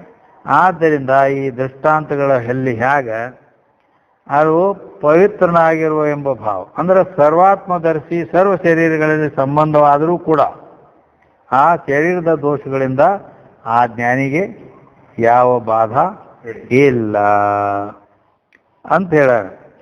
ಅವೆಲ್ಲಕ್ಕೂ ಸಾಕ್ಷಿಯಾಗಿ ಇದ್ದದ್ದರಿಂದ ಆ ಜ್ಞಾನಿ ಮತ್ತು ಆಗಲೇ ಹೇಳಿದ ಪ್ರಕಾರ ಅದರಲ್ಲಿ ಆಗುವ ಸುಖ ಅನುಭವಿಸ್ತಾನ ಮತ್ತು ದುಃಖನೂ ಅನುಭವಿಸಬಹುದಲ್ಲ ಅಂತ ಶಂಕಾ ಬಂದ್ರೆ ಅವ ದುಃಖ ಅನುಭವಿಸೋದಿಲ್ಲ. ಯಾಕೆ ಅನುಭವಿಸಂಗಿಲ್ಲ? ಅವ ಬ್ರಹ್ಮ ಆಗ್ಯಾನಿಲ್ಲೋ. ಬ್ರಹ್ಮ ಆಗ್ಯಾನಂದ್ರೆ ಬ್ರಹ್ಮದ ಅಂಶ ಅಟ್ಟ ತಗೊಳವ. ದುಃಖ ಏನೈತಿ? ಮಾಯಾ ಅಂಶ ಐತಿ. ಅದು ದುಃಖ ಮಾಯಾ ಅಂಶ ಐತಿ. ಆದ್ದರಿಂದ ಅವ ಕೇವಲ ಬ್ರಹ್ಮದ ಸುಖ ಅಷ್ಟ ಅನುಭವಿಸ್ತಾನೆ, ಮಾಯೆಯ ದುಃಖವನ್ನು ಅನುಭವಿಸಂಗಿಲ್ಲ. ಈ ರೀತಿ ಅದು ಹೆಂಗಂದ್ರೆ ನೋಣ, ನೋಣ ಮನ್ಯಾಗಿಂದಲ್ಲ, ಜೇನ್ ನೋಣ. ಜೇನ್ ನೋಣ ಅದು ಏನು ಗ್ರಹಣ ಮಾಡ್ತೈತಿ? ಈ ಮನ್ಯಾಗಿನ ನೋಣ ನೋಡು. ಯಾವ್ರ ನೆಗಡಿ ಬಂದ ಮನುಷ್ಯ ಸರ್ರತೆ ಸೀಳಿದಂದ್ರ ಲಘುನು ಓಡಿ ಬಂದು ಅದ್ರ ಮೇಲೆ ಕುದುರ್ತೈತೆ ಅದು, ಹೌದಾ? ಈ ದಮ್ಮಿನ ಮನುಷ್ಯ ಕೆಮ್ಮಿ ಆ ಬಿಳಿ ಲೊಟ್ಟಿ ಓಡಿ ಹೋಗಿ ಅದ್ರ ಮೇಲೆ ಕುಂದಿರ್ತೈತಿ. ಜೇನ್ನೊಣ ಬಂದು ಕುಂದಿರ್ತೈತೇನೆ ಅದ್ರ ಮ್ಯಾಗ? ಹತ್ತಿರ ಕುಂದ್ರಂಗಿಲ್ಲ ಅದು.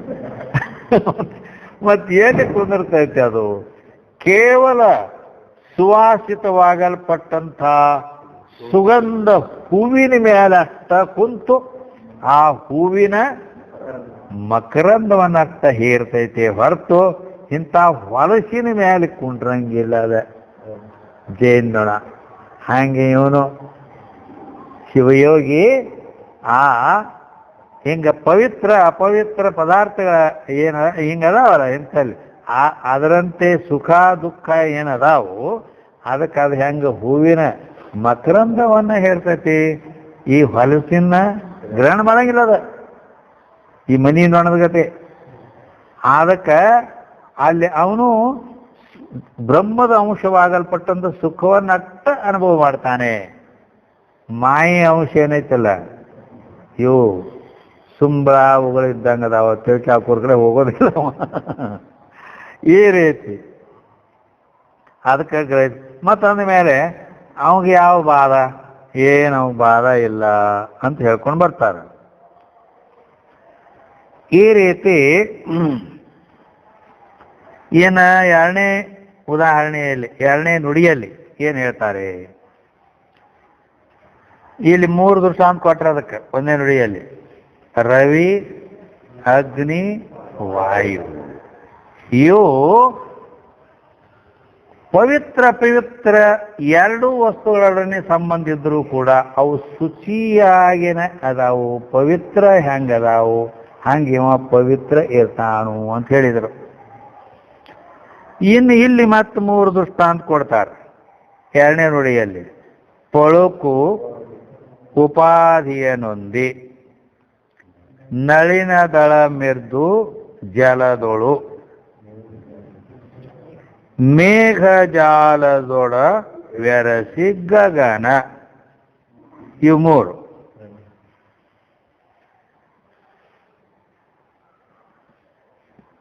ಮಲಿನವಾಗದೆ ಲೇಪಿಸದೆ ನೆನೆದು ಕೆಡದಂತೆ ಅವಕ್ಕೆ 3ಕ್ಕೂ ಕ್ರಮವಾಗಿ ಅದರ ಬಾಧಕ ಏನಾರ ಹಿಂಗಾಕತಿ ಏನಂದ್ರೆ ಮಲಿನವಾಗದೆ ಅಂದ್ರೆ ಆ ಸ್ಫಟಿಕ ಮಣಿ ಯಾವ ಬಣ್ಣದ ಹೂವಿನೊಡನೆ ಸಂಬಂಧ ಇದ್ದು ಬಣ್ಣ ತೋರಿದಾಗೆ ಆದ್ರೂ ಅದೇನು ಮಲಿನ ಆಗಿಲ್ಲ, ಅದು ಬೆಳಗ್ಗೆ ಇರ್ತೈತಿ.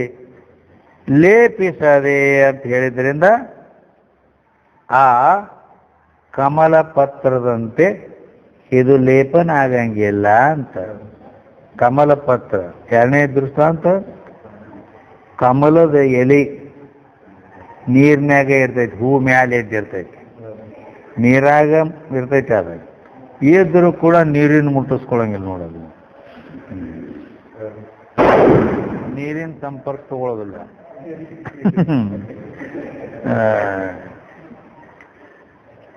ಅದಕ್ಕೆ ಈ ರೀತಿ ಲೇಪಿಸೋದಿಲ್ಲ.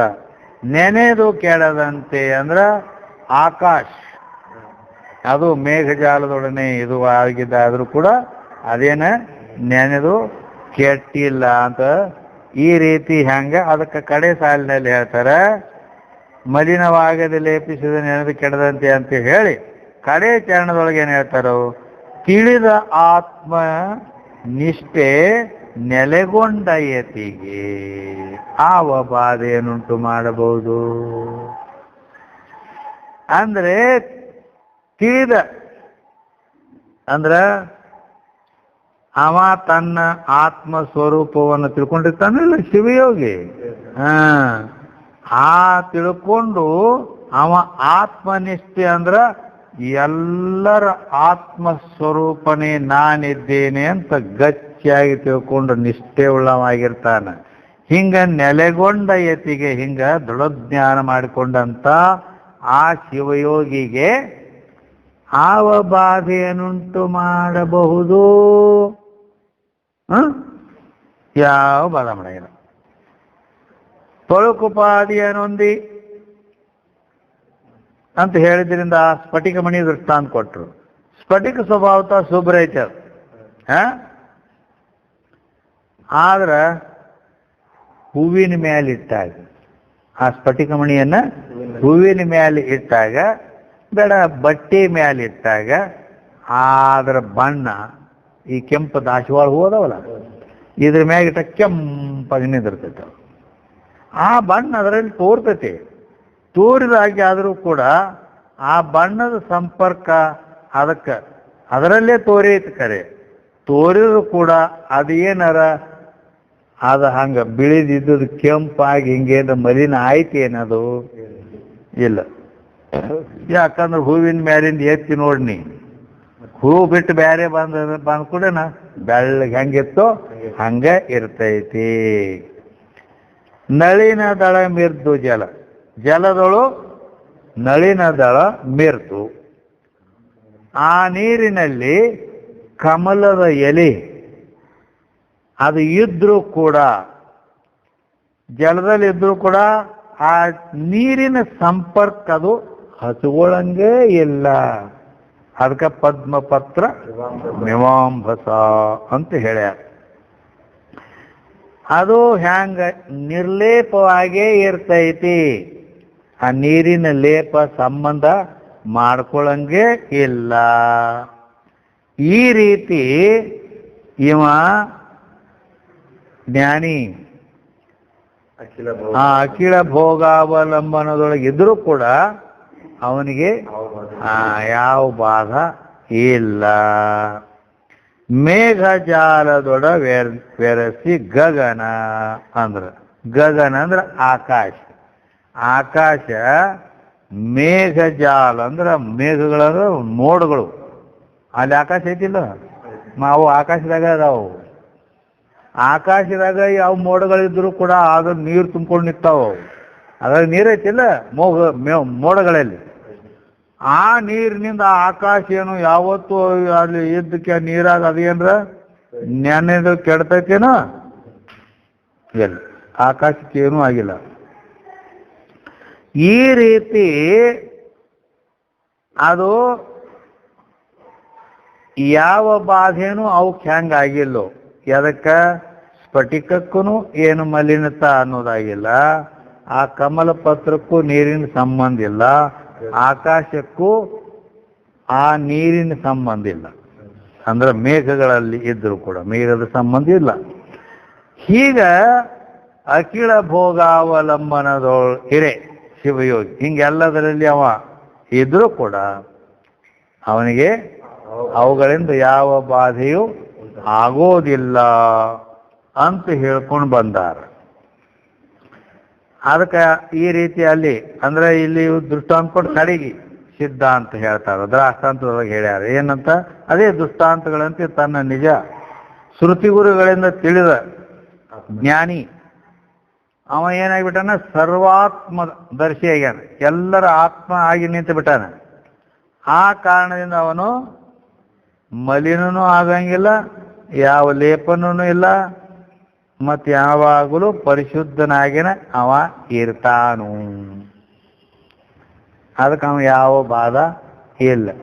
ಇವೆಲ್ಲ ಅವೆಲ್ಲ ಯಾರಿಗೂ ತಾವು ದೃಷ್ಟಾಂತ ಅವೆಲ್ಲ ನೋಡಿರಿಲ್ಲ. ಹೌದಿಲ್ಲ? ದೃಷ್ಟಾಂತ ಎದಕ್ಕತ್ತಾರು? ಉಭಯ ಪಕ್ಷ ಸಮ್ಮತೋ ದೃಷ್ಟಾಂತ. ದೃಷ್ಟಾಂತ ಎದಕ್ಕೆ ಅನ್ಬೇಕಂದ್ರೆ ಉಭಯ ಪಕ್ಷ ಸಮ್ಮತೋ ದೃಷ್ಟಾಂತ ಅಂತಾರೆ. ಉಭಯ ಪಕ್ಷ ಅಂದ್ರೆ ಏನು? ಹೇಳಾವ್ಗೂ ಕೇಳಾವ್ರಿಗೂ. ಸಮ್ಮತ್ ಅಂದ್ರೆ ಅದು ಹೌದು ಅನ್ಬೇಕಿಬ್ರು.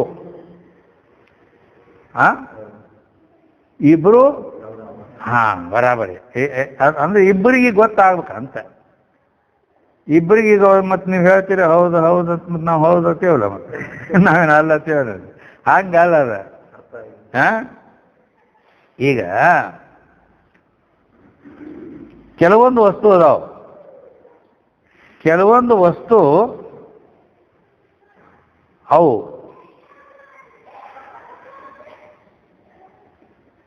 ಅಂಬ್ಯಾಚೆ ಪೋಳಿ ಅಂತಾರ. ಅದಕ್ಕೆ ಮರಾಠಿ ಬಾಂಬೆದಾಗ ಐತದ. ಅಂಬ್ಯಾಚೆ ಪೋಳಿ ಅಂದ್ರೇನು? ಅಂದ್ರ ಮಾವಿನಕಾಯಿ ಶಿಕರಣಿ ಹೋಳಿಗೆನ ಅಲ್ಲಿ. ಇದಕ್ಕ ರತ್ನಾಗಿರಿ ಅಂತೇಳಿ ಮಹಾರಾಷ್ಟ್ರದೊಳಗೆ ರತ್ನಾಗಿರಿ ಐತಿ. ರತ್ನಾಗಿರಿಗೆ ಹಾಪುಸ್ ಅಂತ ಮಾವಿನಕಾಯಿ ಆಗ್ತಾವ. ಅವು ತ್ವಾಟಿ ಭಾಳ ತಿಳು, ಒಳಗಿನ ಗೊಟ್ಟು ಭಾಳ ಕಾಣದು, ರಸ ಅಂತೂ ಅವು ಅಮೇರಿಕಾ ಲಂಡನ್ ಎಕ್ಸ್ಪೋರ್ಟ್ ಆಗ್ತಾವ, ಅಲ್ಲಿಗೆ ಹೊಕ್ಕಾವು. ಅದ್ರದ್ದು ರಸ ಎಷ್ಟು ತಿಂದದ್ದೆಲ್ಲ ರಕ್ತನ ಆಕತಿ. ಹಿಂಗೆ ಅಷ್ಟು ಅವು ಏ ಕ್ವಾಲಿಟಿ ಅವು ಮಾವಿನ ಹಣ್ಣಿನೊಳಗೆ. ಅದಕ್ಕಾಗಿ ಅವು ಅಲ್ಲಿ ಭಾಳ ಹಣ್ಣಾಗಿ ಎಲ್ಲ ಹಣ್ಣಾಗಿ ಇನ್ ಮುಂದೆ ಕೊಳಿಲಕ್ ಶುರು ಮಾಡ್ತಾವಲ್ಲ, ಅದಕ್ಕೆ ಅವರು ಏನ್ ಮಾಡ್ತಾರ, ಅವು ಎಷ್ಟು ಮಾರಾಟ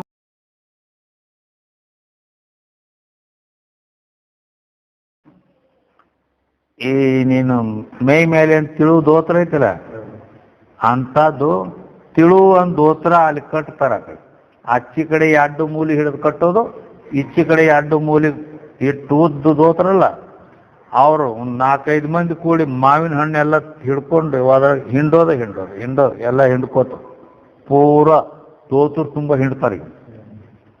ಹಿಂಡದ ಕೂಡಲೇ ನಾವು ಎಲ್ಲ ಕಂಡಾಪಟ್ಟಿ ಹಣ್ಣುಗಳೆಲ್ಲ ಹಿಂಡ್ಬಿಡ್ತಾರೆ. ಹಿಂಡಿ ಅದ್ರ ಹಿಂಗೆ ಅದರದ್ದು ಅದ್ರೊಳಗೆ ನೀರಿನ ತಿಳಿ ಅಂಶ ಇರ್ತೈತಲ್ಲ, ದ್ರವರೂಪ, ಆ ತಿಳು ಬಟ್ಟಿಲೆ ಕೆಳಗ ಸೋರಿ ಹೋಗ್ತೈತೆ. ಅದೇನು ಮಾವಿನ ಹಣ್ಣಿಂದ ಇದು ಐತಲ್ಲ, ಅದು ಮಾತ್ರ ಪೂರ ಒಳಗೆ ಗಟ್ಟಿಯಾಗಿ ಉಳ್ಕೊಂಡ್ ಬಿಡ್ತೈತಿ. ಹಂಗ ಬಿಡ್ತಾರ ಅದನ್ನು.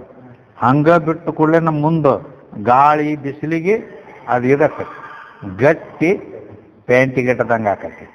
ಪ್ಯಾಂಟಿಗೆಟ್ಟದಂಗೆ ಆದ ಕೂಡಲೇನ ಆವಾಗ ಅದನ್ನ ಆ ದೋತರ ಬಿಡಿಸಿ ತಕ್ಕೋತಾರ.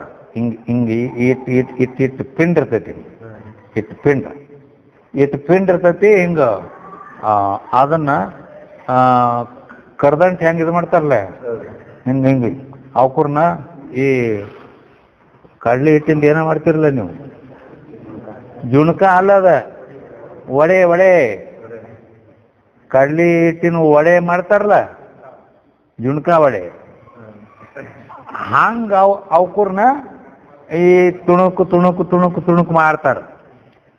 ಅವನ್ನ ಮಾಡಿ ಮಾರ್ಲಕ್ ಅವು ಪ್ಲಾಸ್ಟಿಕ್ದಾಗ ಪ್ಯಾಕಿಂಗ್ ಮಾಡಿ ಯಾವಾಗ ವರ್ಷನ್ಗಟ್ಲೆ ಮಾರ. ಹಿಂಗದು ಆಂಬೇಚೆ ಒಡೆ, ಆಂಬೇಚೆ ಪೋಳಿ ಅಂತಾರ. ಆಂಬೇಚೆ ಪೋಳಿ ಅಂದ್ರೆ ಇಲ್ಲಿ ಯಾರಿಗಾರು ಗೊತ್ತಾಗತ್ತದ ಇದು? ಅದನ್ನ ನೋಡೇ ಇಲ್ಲ ಇವ್ರಿಗೇನು ಗೊತ್ತ? ಆದ್ದರಿಂದ ಈಗ ನಾ ಈ ದೃಷ್ಟಾಂತ ಕೊಟ್ಟನೆ ಅಂದ್ರ ಉಭಯ ಪಕ್ಷ ಸಮ್ಮತ ಆಕತ್ತೇನದ? ಯಾಕಂದ್ರೆ ಅದು ಹೆಂಗೋ ಏನೋ ನಾವು ನೋಡೇ ಇಲ್ಲ, ನಮ್ಗೆ ಗೊತ್ತೇ ಇಲ್ಲ.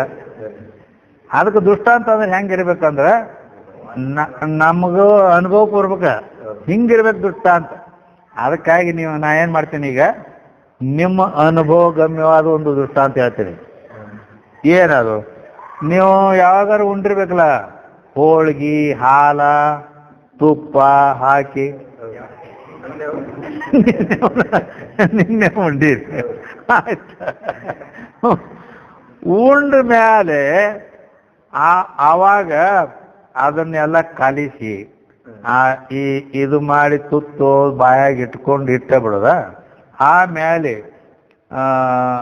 ನೀವು ಕೈ ತಕ್ಕೋತೀರಿ.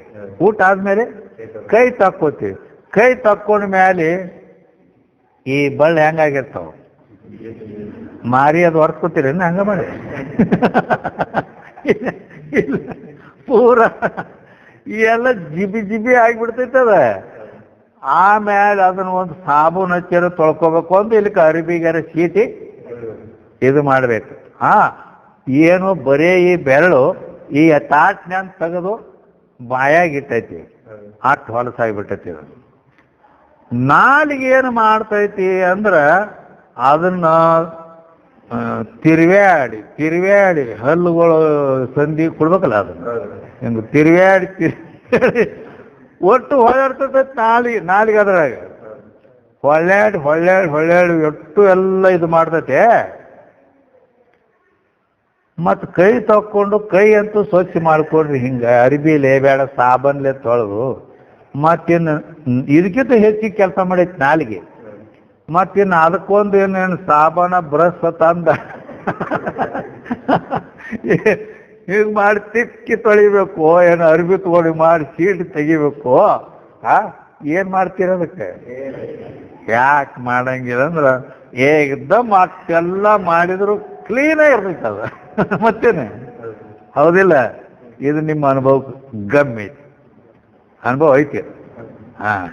ಬೆಳ್ಳ ಹೊಲಸ ಆಗ್ತಾವು, ನಾಲಿಗೆ ಮಾತ್ರ ಅದು ಸ್ವಚ್ಛ ಇರ್ತೈತಿ. ಹಂಗ ಶಿವಯೋಗಿ ನಾಲಿಗೆಯಂತೆ ಎಲ್ಲ ಭೋಗಗಳಲ್ಲಿ ಇದ್ರೂ ಕೂಡ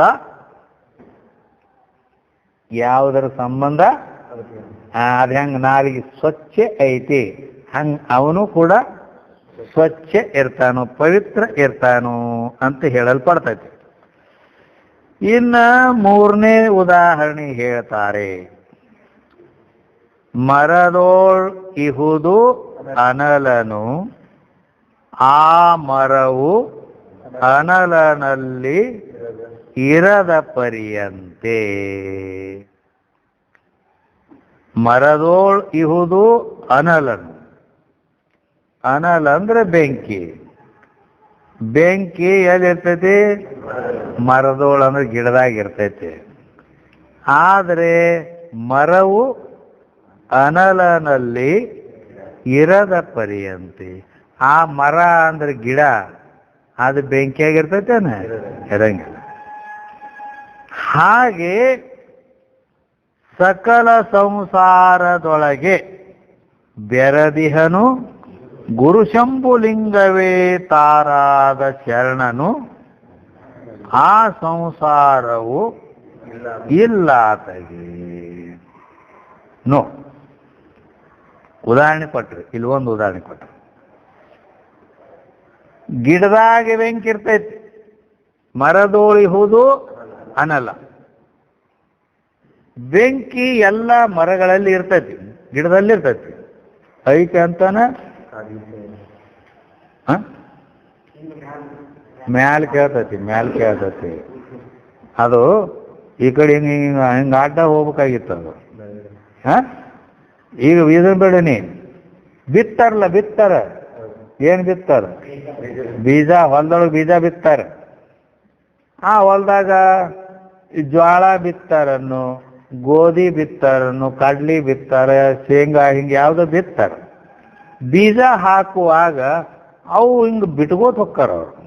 ಹೌದಿಲ್ಲ? ಬಿತ್ತೋದಂದ್ರೆ ಅವ್ರನ್ನ ಬಿಡ್ತಾರೆ ಹಿಂಗೆ. ಅದು ನೆಲದ ಮ್ಯಾಲೆ ಹೋಗಿ, ಈಗ ಜ್ವಾಳದ ತಿಳ್ಕೊ, ಬೀಜ ಹೋಗಿ ಒಂದು ಜ್ವಾಳದಿರ್ಲಿ, ಕಡ್ಲಿದಿರ್ಲಿ, ಶೇಂಗಾ ಇರಲಿ, ಬೇಕಾದಿರ್ಲಿ, ಅದು ಹೋಗಿ ಬೀಳ್ತದ ನೆಲಕ್ಕೆ.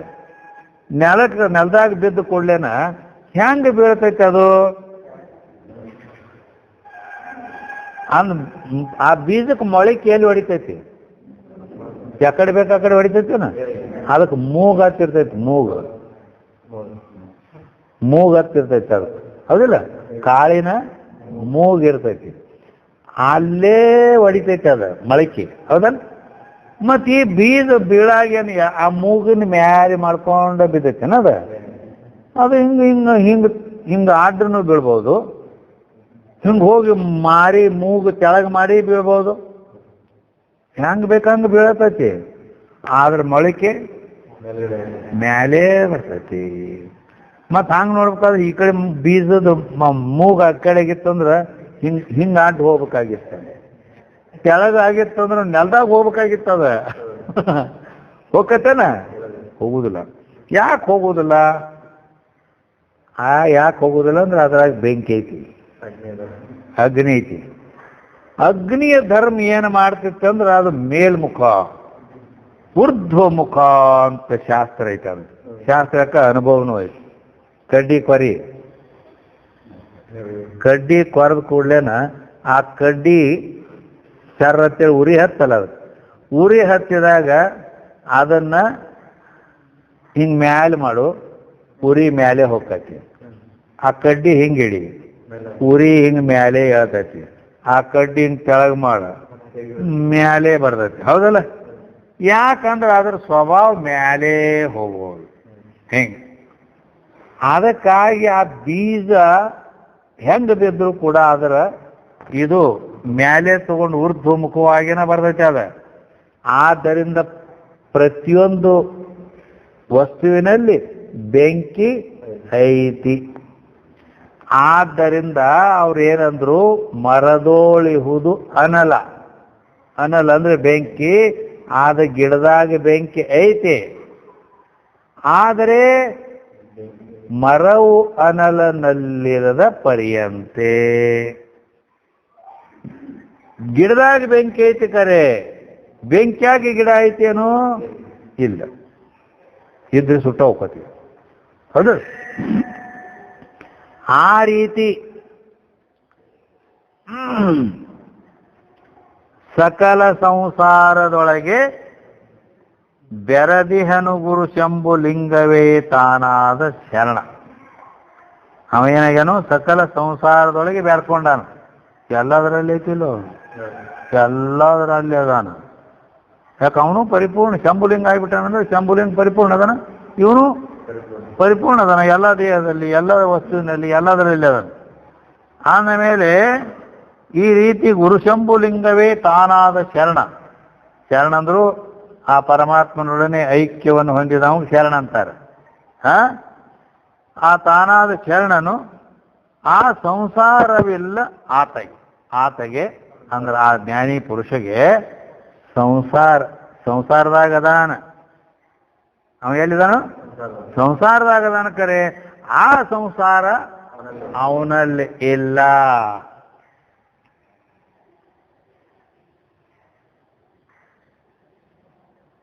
ಹೊಳೆ ಇರ್ತೈತಿ, ಹೊಳೆಯಾಗ ನಾವಿರ್ತೈತಿ.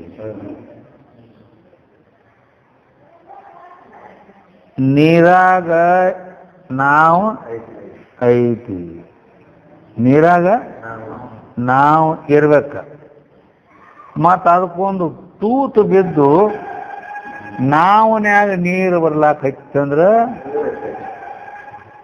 ಮುಗೀತದ್ರ ಶಾಂತಿ. ಹೌದಿಲ್ಲ? ಅದು ಮತ್ತು ತಳನ ಕಾಣ್ತೈತಿ, ಅಲ್ಲಿಂದ ಮುಣಿಗೇ ಬಿಡ್ತೈತಿ. ಆದ್ರೆ ಹೆಂಗ ನೀರಿನ್ಯಾಗ ನಾವು ಐತಿ, ಆದ್ರೆ ನಾವನ್ಯಾಗ ನೀರಿಲ್ಲ. ಹಾಗೆ ಈ ಸಕಲ ಸಂಸಾರದೊಳಗೆ ಈ ಶರಣ ಅಂತಕ್ಕಂಥ ಈ ಶಿವಯೋಗಿ ಇವು ಸಕಲ ಸಂಸಾರದೊಳಗನ ಅದಾನ. ಮಂದಿ ಮಕ್ಕಳು ಎಲ್ಲ ಇದ್ರಾಗ ಅದಾನ. ಏನು ಸನ್ಯಾಸಿ ಆದಾಗ ಅವನ ಅಟ್ಟ ತಿಂಗೇನಿಲ್ಲ. ಅವ ಮನಿಮಾರ್ ಹಿಡ್ಕೊಂಡು ಗಂಡ ಮತ್ತು ತನ್ನ ಹೆಂಡ್ರ ಮಕ್ಕಳೊಳಗೂ ಅದಾನ. ಕೆಲವು ಜ್ಞಾನಿ ಪುರುಷರು ಅದಾರ ಸಂಸಾರದಾಗ. ಸನ್ಯಾಸಿ ಆದ್ರು ಮತ್ತೆ ಈ ಸಂಸಾರ ಬಿಟ್ಟು ಎಲ್ಲಿರ್ಬೇಕು? ಈ ಜಗತ್ತು ಬಿಟ್ಟು ಇರ್ಲಕ್ಕೆ ಬರ್ತೈತೆ ನಾವಾಗ. ಅದಕ್ಕೆ ಇದ್ರಾಗ ಅವನು ಅದಾನ, ಅವ ಗೃಹಸ್ಥಿಲ್ಲಿ ಸನ್ಯಾಸಿಯಲ್ಲಿ. ಅದಕ್ಕೆ ಸಕಲ ಸಂಸಾರದೊಳಗೆ ಬೆರೆದಿಹನು ಗುರು ಶಂಭುಲಿಂಗವೇ ತಾನಾದ ಶರಣ. ಆ ಶಂಭುಲಿಂಗನೇ ನಾನಿದ್ದೇನೆ ಅಂತ ತಿಳ್ಕೊಂಡಂತ ಜ್ಞಾನಿ ಪುರುಷ ಈ ಸಂಸಾರದೊಳಗೆ ಜಗತ್ತಿನೊಳಗೆ ಅದಾನ. ಆದರೆ ಸಂಸಾರವಿಲ್ಲಾತಗೆ. ಸಂಸಾರದಾಗ ಅವ ಅದಾನ, ಆ ಸಂಸಾರ ಅವನೊಳಗಿಲ್ಲ. ನೀರಾಗ ನಾವು ಐತಿ, ನಾವನ್ಯಾಗ ನೀರಿಲ್ಲ. ಗಿಡದಾಗ ಬೆಂಕಿ ಐತಿ, ಬೆಂಕಿಯಾಗ ಗಿಡ ಇಲ್ಲ. ನೋಡಿ ಹಂಗದ ಉದಾಹರಣೆ. ಈ ರೀತಿ ಆ ಶರಣ, ಆ ಸತ್ಪುರುಷ ಹಿಂಗೆ ಇರ್ತಾನೋ ಅಂದ ಮೇಲೆ ಮತ್ತವನಿಗೆ ಯಾವ ಬಾಧೆಯನ್ನುಂಟು ಮಾಡಬಹುದು? ಅವನಿಗೇನು ಬಾಧ ಉಂಟು ಮಾಡಂಗಿಲ್ಲ. ಯಾಕಂದ್ರೆ ಅವ ಒಣ ತೆಂಗಿನಕಾಯಿ ಗತಿ ಆಗಿರ್ತಾನೆ. ಗಿಟಕ್ಕಾಗಿರ್ತೈತಲ್ಲ ಒಳಗೆ ನೀರದ ಆರಿ, ಅದು ನೀರಿದ್ದು ತೆಂಗಿನಕಾಯಿ ಏನು ದೇವ್ರಿಗೆ ಹೊಡಿತಾರಲ್ಲ, ಅದು ಬಡ್ದ ಕೂಡ್ಲೇನ ಅದು ಒಳಗಿನ ಕೊಬ್ಬರಿನೂ ಒಡೆದ ಹೋಗ್ತತಿ, ಹೋಳ ತುಣಕಾಕತಿಲ್ಲೋ. ಯಾಕಂದ್ರೆ ಅದು ಹಿಡ್ಕೊಂಡೈತಿ. ಇವ ಎಲ್ಲ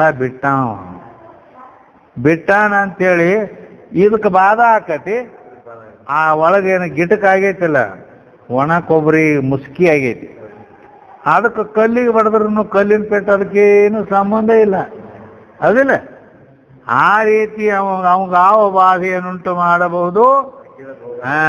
ಈ ರೀತಿ ಅದ. ವಾಸ್ತವಿಕವಾಗಿ ಇಲ್ಲಿ ಹೆಂಗ ಸಂಸಾರದೊಳಗನ ಅದನವ, ಸಂಸಾರದೊಳಗಿದ್ರು ಕೂಡ ಆ ಸಂಸಾರದ ಸಂಬಂಧ ಅವನಿಗೆಲ್ಲ. ಯಾಕ ಅವನಲ್ಲಿ ಸಂಸಾರ ಇಲ್ಲ. ಹಾಲಿನಾಗ ಬೆಣ್ಣೆ ಐತಿ. ಏನ್ ಐತೆ ಇಲ್ಲ?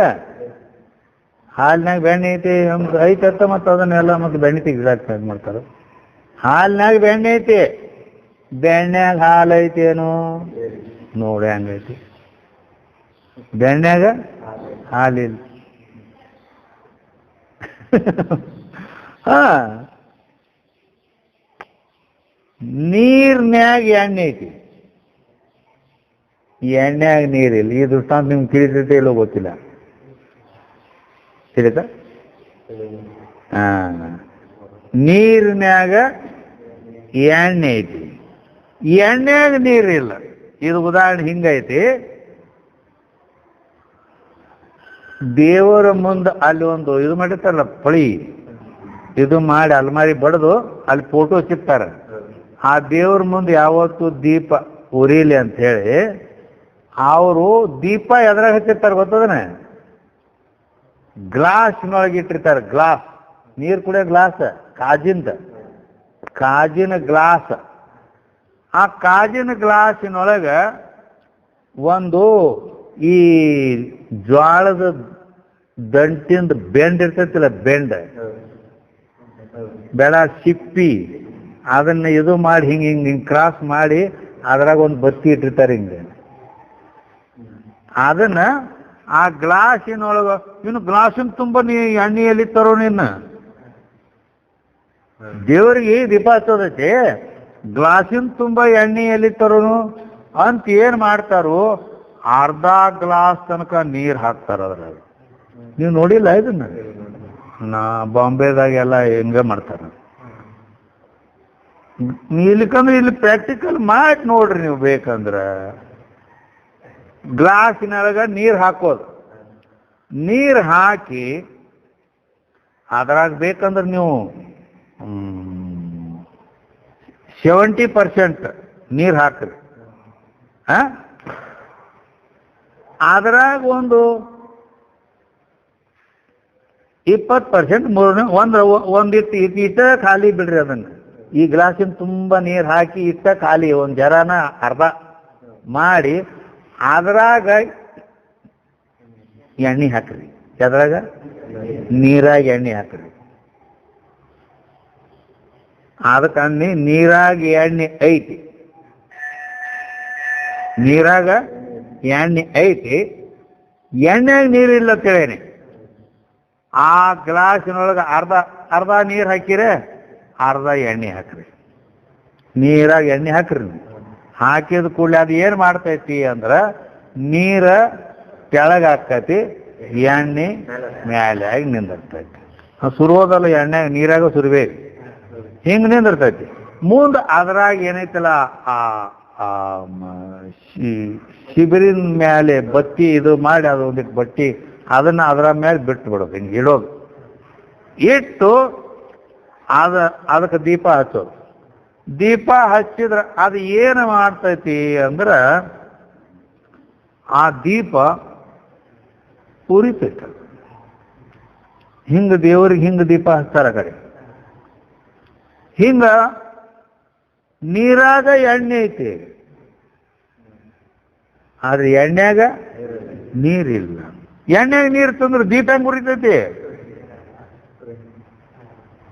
ದೀಪಕ್ಕೆ ಅದು ಎಣ್ಣೆ ಆಗಲಾಕ ಬತ್ತಂದ್ರ ಅದು ಎಣ್ಣೆ ಆಗಿ ಇನ್ನು ಬರೀ ನೀರು ಉಳಿಯುತ್ತಲ್ಲ, ಹಂಗಾಗಿ ಚಟ್ ಚಟ್ ಚಟ್ ಚಟ್ ಚಟ್ ಮಾಡ್ತೈತಿ. ಅದು ಇದು ಕೊಡ್ತೈತಿ ಸಿಗ್ನಲ್.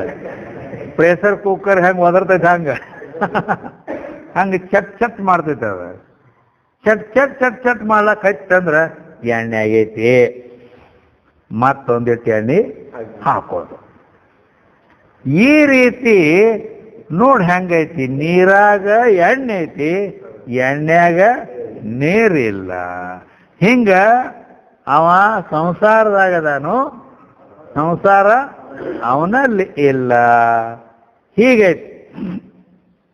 ಅದಕ್ಕೆ ಸರ್ಪಭೂಷಣರು ಒಂದು ಮಾತು ಹೇಳ್ತಾರೋ, ಇಲ್ಲಿ ಆವ ಬಾಧೆಯನ್ನುಂಟು ಮಾಡಬಹುದನ್ನೋ ಸಲುವಾಗಿ ನಾನತ್ವವ ಪುಸಿಯಂದರಿರಾತ್ಮಜ್ಞಾನಿಗಳಿ ವೃತ್ತಿ ಭೇದಗಳಿಂ ನಾನಾ ಪರಿಯಂ ನಡೆದರು ಮುಕ್ತಿಯೇ ಸಮನಿಪುದಿದು ಸತ್ಯಂ ಅಂತ ಹೇಳ್ಯಾರ. ಅವ್ರದ್ದು ಜ್ಞಾನ ಪ್ರತಿಪಾದನ ಸ್ಥಳದೊಳಗೆ ಬಂದದ. ಏನಂತಾರು? ನಾನತ್ವ ಪುಸಿ ಎಂದರಿದ ಆತ್ಮಜ್ಞಾನಿಗಳು ಇಲ್ಲಿ ಆ ಪರಬ್ರಹ್ಮ ವಸ್ತುವಿನನ್ನು ಬಿಟ್ಟು ಇನ್ನೊಂದು ಏನೂ ಇಲ್ಲ ಅಂತ ತಿಳ್ಕೊಂಡಂತ ಜ್ಞಾನಿ ಪುರುಷ. ಇದು ಅದು ಒಂದ. ಅದಕ್ಕೆ ಇಲ್ಲಿ ಗುರುಶಂಭುಲಿಂಗವೇ ತಾನಾದ ಶರಣ ಅಂತ ಹೇಳ್ಯಾರ ಅವರು. ಹೌದಿಲ್ಲ? ಹಂಗ ಅಲ್ಲೇನು ಆ ಪರಬ್ರಹ್ಮ ಸ್ವರೂಪವೇ ನಾನು ಅಂತ ತಿಳ್ಕೊಂಡವ ಅವ ವೃತ್ತಿ ಭೇದದಿಂ ವೃತ್ತಿ ಮನೋವೃತ್ತಿ ಭೇದದಿಂ ನಾನಾ ಪರಿಯಂ ನಡೆದರು ಮುಕ್ತಿಯೇ ಸಮನಿಪುದು ಇದು ಸತ್ಯಂ ಅಂತ ಹೇಳ್ಯಾರ. ಅವನಿಗೆ ಇವು ಯಾವುದು ಅವನು ಮುಕ್ತಿ ಕೆಡಿಸ್ಲಕ್ಕೆ ಸಾಧ್ಯನೇ ಇಲ್ಲ ಅಂತ ಹೇಳ್ಯಾರ. ಅದಕ್ಕೂ ಅನೇಕ ಉದಾಹರಣೆ ಕೊಟ್ಟರು. ಗೃಹದೊಳೆ ಸುಖಿಸಲಿ ಗಿರಿಯೊಳೆ ತಪ್ಪಿಸಲಿ. ಮನ್ಯಾಗ ಸುಖದಿಂದ ಇರುವ ಲೆಕ್ಕ ಗುಡ್ಡದಾಗ ಹೋಗಿ ಅಲ್ಲಿ ಕಪ್ಪತ್ ಗುಡ್ಡದಾಗ ಕೂತು ಅವನು ತಪಸ್ಸು ಮಾಡುವ ಲೆಕ್ಕ ಪರವಾಗಿಲ್ಲ. ಬೆಳಂಬನೆಯಾಗರೆ ಕುಂದಿರುವ ಲೆಕ್ಕ ಕೆಲಸಿಟ್ಟಾಗಿರ್ಬೇಕ. ಹಿಂಗದ. ಅದಕ್ಕೆ ಹುಲಿಯನೇ ನಿಲ್ಲಿಸಲಿ ಹುಲ್ಲಿಗೆ ಬೆದರಲಿ. ನೋಡಿ ಹೆಂಗದ ಉದಾಹರಣೆಗಳು. ಹುಲಿ ಬಂದ್ರ ಅದನ್ನ ಹಿಡಿದು ನಿಂದಿರಿಸೋ ಶಕ್ತಿ ಅತ್ತ. ಹಂಗ ಇದ್ರೂ ಸರಿನ ಗಾಳಿಗೆ ಸರ್ಸರ್ಕ್ ಮಾಡ್ಬೇಕು. ಇಪ್ಪ ಏನೋ ಗೊತ್ತಿಲ್ಲ ಹಿಂಗ ಅನ್ಸೋಗ ಹಾಕಿರುವಲ್ಲ. ಈ ವೃತ್ತಿ ಭೇದ. ಈ ರೀತಿ ಅದ್ರಾಗ ಬಹಳ ಹೇಳ್ಯಾರ. ಹಿಂಗೆ ಯಾವುದೇ ವ್ಯವಹಾರದಲ್ಲಿ ಅವ ಸಂಸಾರದೊಳಗಿದ್ದರೂ ಕೂಡ ಅವನಿಗೆ ಆ ಮುಕ್ತಿ ಕೆಡಿಸಲಾಕ ಬರಂಗಿಲ್ಲ. ವೃತ್ತಿ ಭೇದದಿ ನಾನಾ ಪರಿಯಂ ನಡೆದರು ಮುಕ್ತಿಯೇ ಸಮನಿಪುದಿಯುವುದು ಸತ್ಯಂ ಅಂತ ಅಲ್ಲಿ ಹೇಳ್ಯಾರ. ಆ ರೀತಿ ಇವ ಜ್ಞಾನಿ ಪುರುಷ ಏನದನಲ್ಲ ಅಖಿಳ ಭೋಗಾವಲಂಬನದೋಳ್ ಹಿರೇ ಶಿವಯೋಗಿಗೆ ಆವ ಬಾಧೆಯನ್ನುಂಟು ಮಾಡಬಹುದು. ಅವ ಎಲ್ಲ ಭೋಗಾವಲಂಬನದೊಳಗಿದ್ರೂ ಕೂಡ ಅವಾಗ ಯಾವ ಬಾಧ ಇಲ್ಲ. ಯಾಕಂದ್ರೆ ಅವ ಈ ರೀತಿ ಆ ಬೆಣ್ಣೆಯಂತೆ ಎಣ್ಣೆಯಂತೆ ನಾಲಿಗೆಯಂತೆ ಸೂರ್ಯನಂತೆ ವಾಯುವಿನಂತೆ ಬೆಂಕಿಯಂತೆ ಕಮಲ ಪತ್ರದಂತೆ ಹಿಂಗೆಲ್ಲ ಏನು ಉದಾಹರಣೆ ಕೊಟ್ಟು ಹೇಳ್ಯಾರ. ಅವು ಹೆಂಗ ಪವಿತ್ರವಾಗಿ ಇರ್ತಾವ, ಅವಕ್ಕೆ ಯಾವುದೊಂದು ಸಂಪರ್ಕ ಇಲ್ಲ. ಹಂಗ ಇವ ಪರಿಶುದ್ಧ ಪವಿತ್ರನಾಗಿ ನಿರ್ಲೇಪನಾಗಿ ಇರ್ತಾನ. ಅವನಿಗೆ ಯಾವ ಬಾಧಾನು ಇಲ್ಲ ಅಂತ ಹೇಳಿದ್ದಾರೆ ಎಂಬಲ್ಲಿಗೆ ವಿಷಯ ಸಮಾಪ್ತಿಯಾಗಲಿ.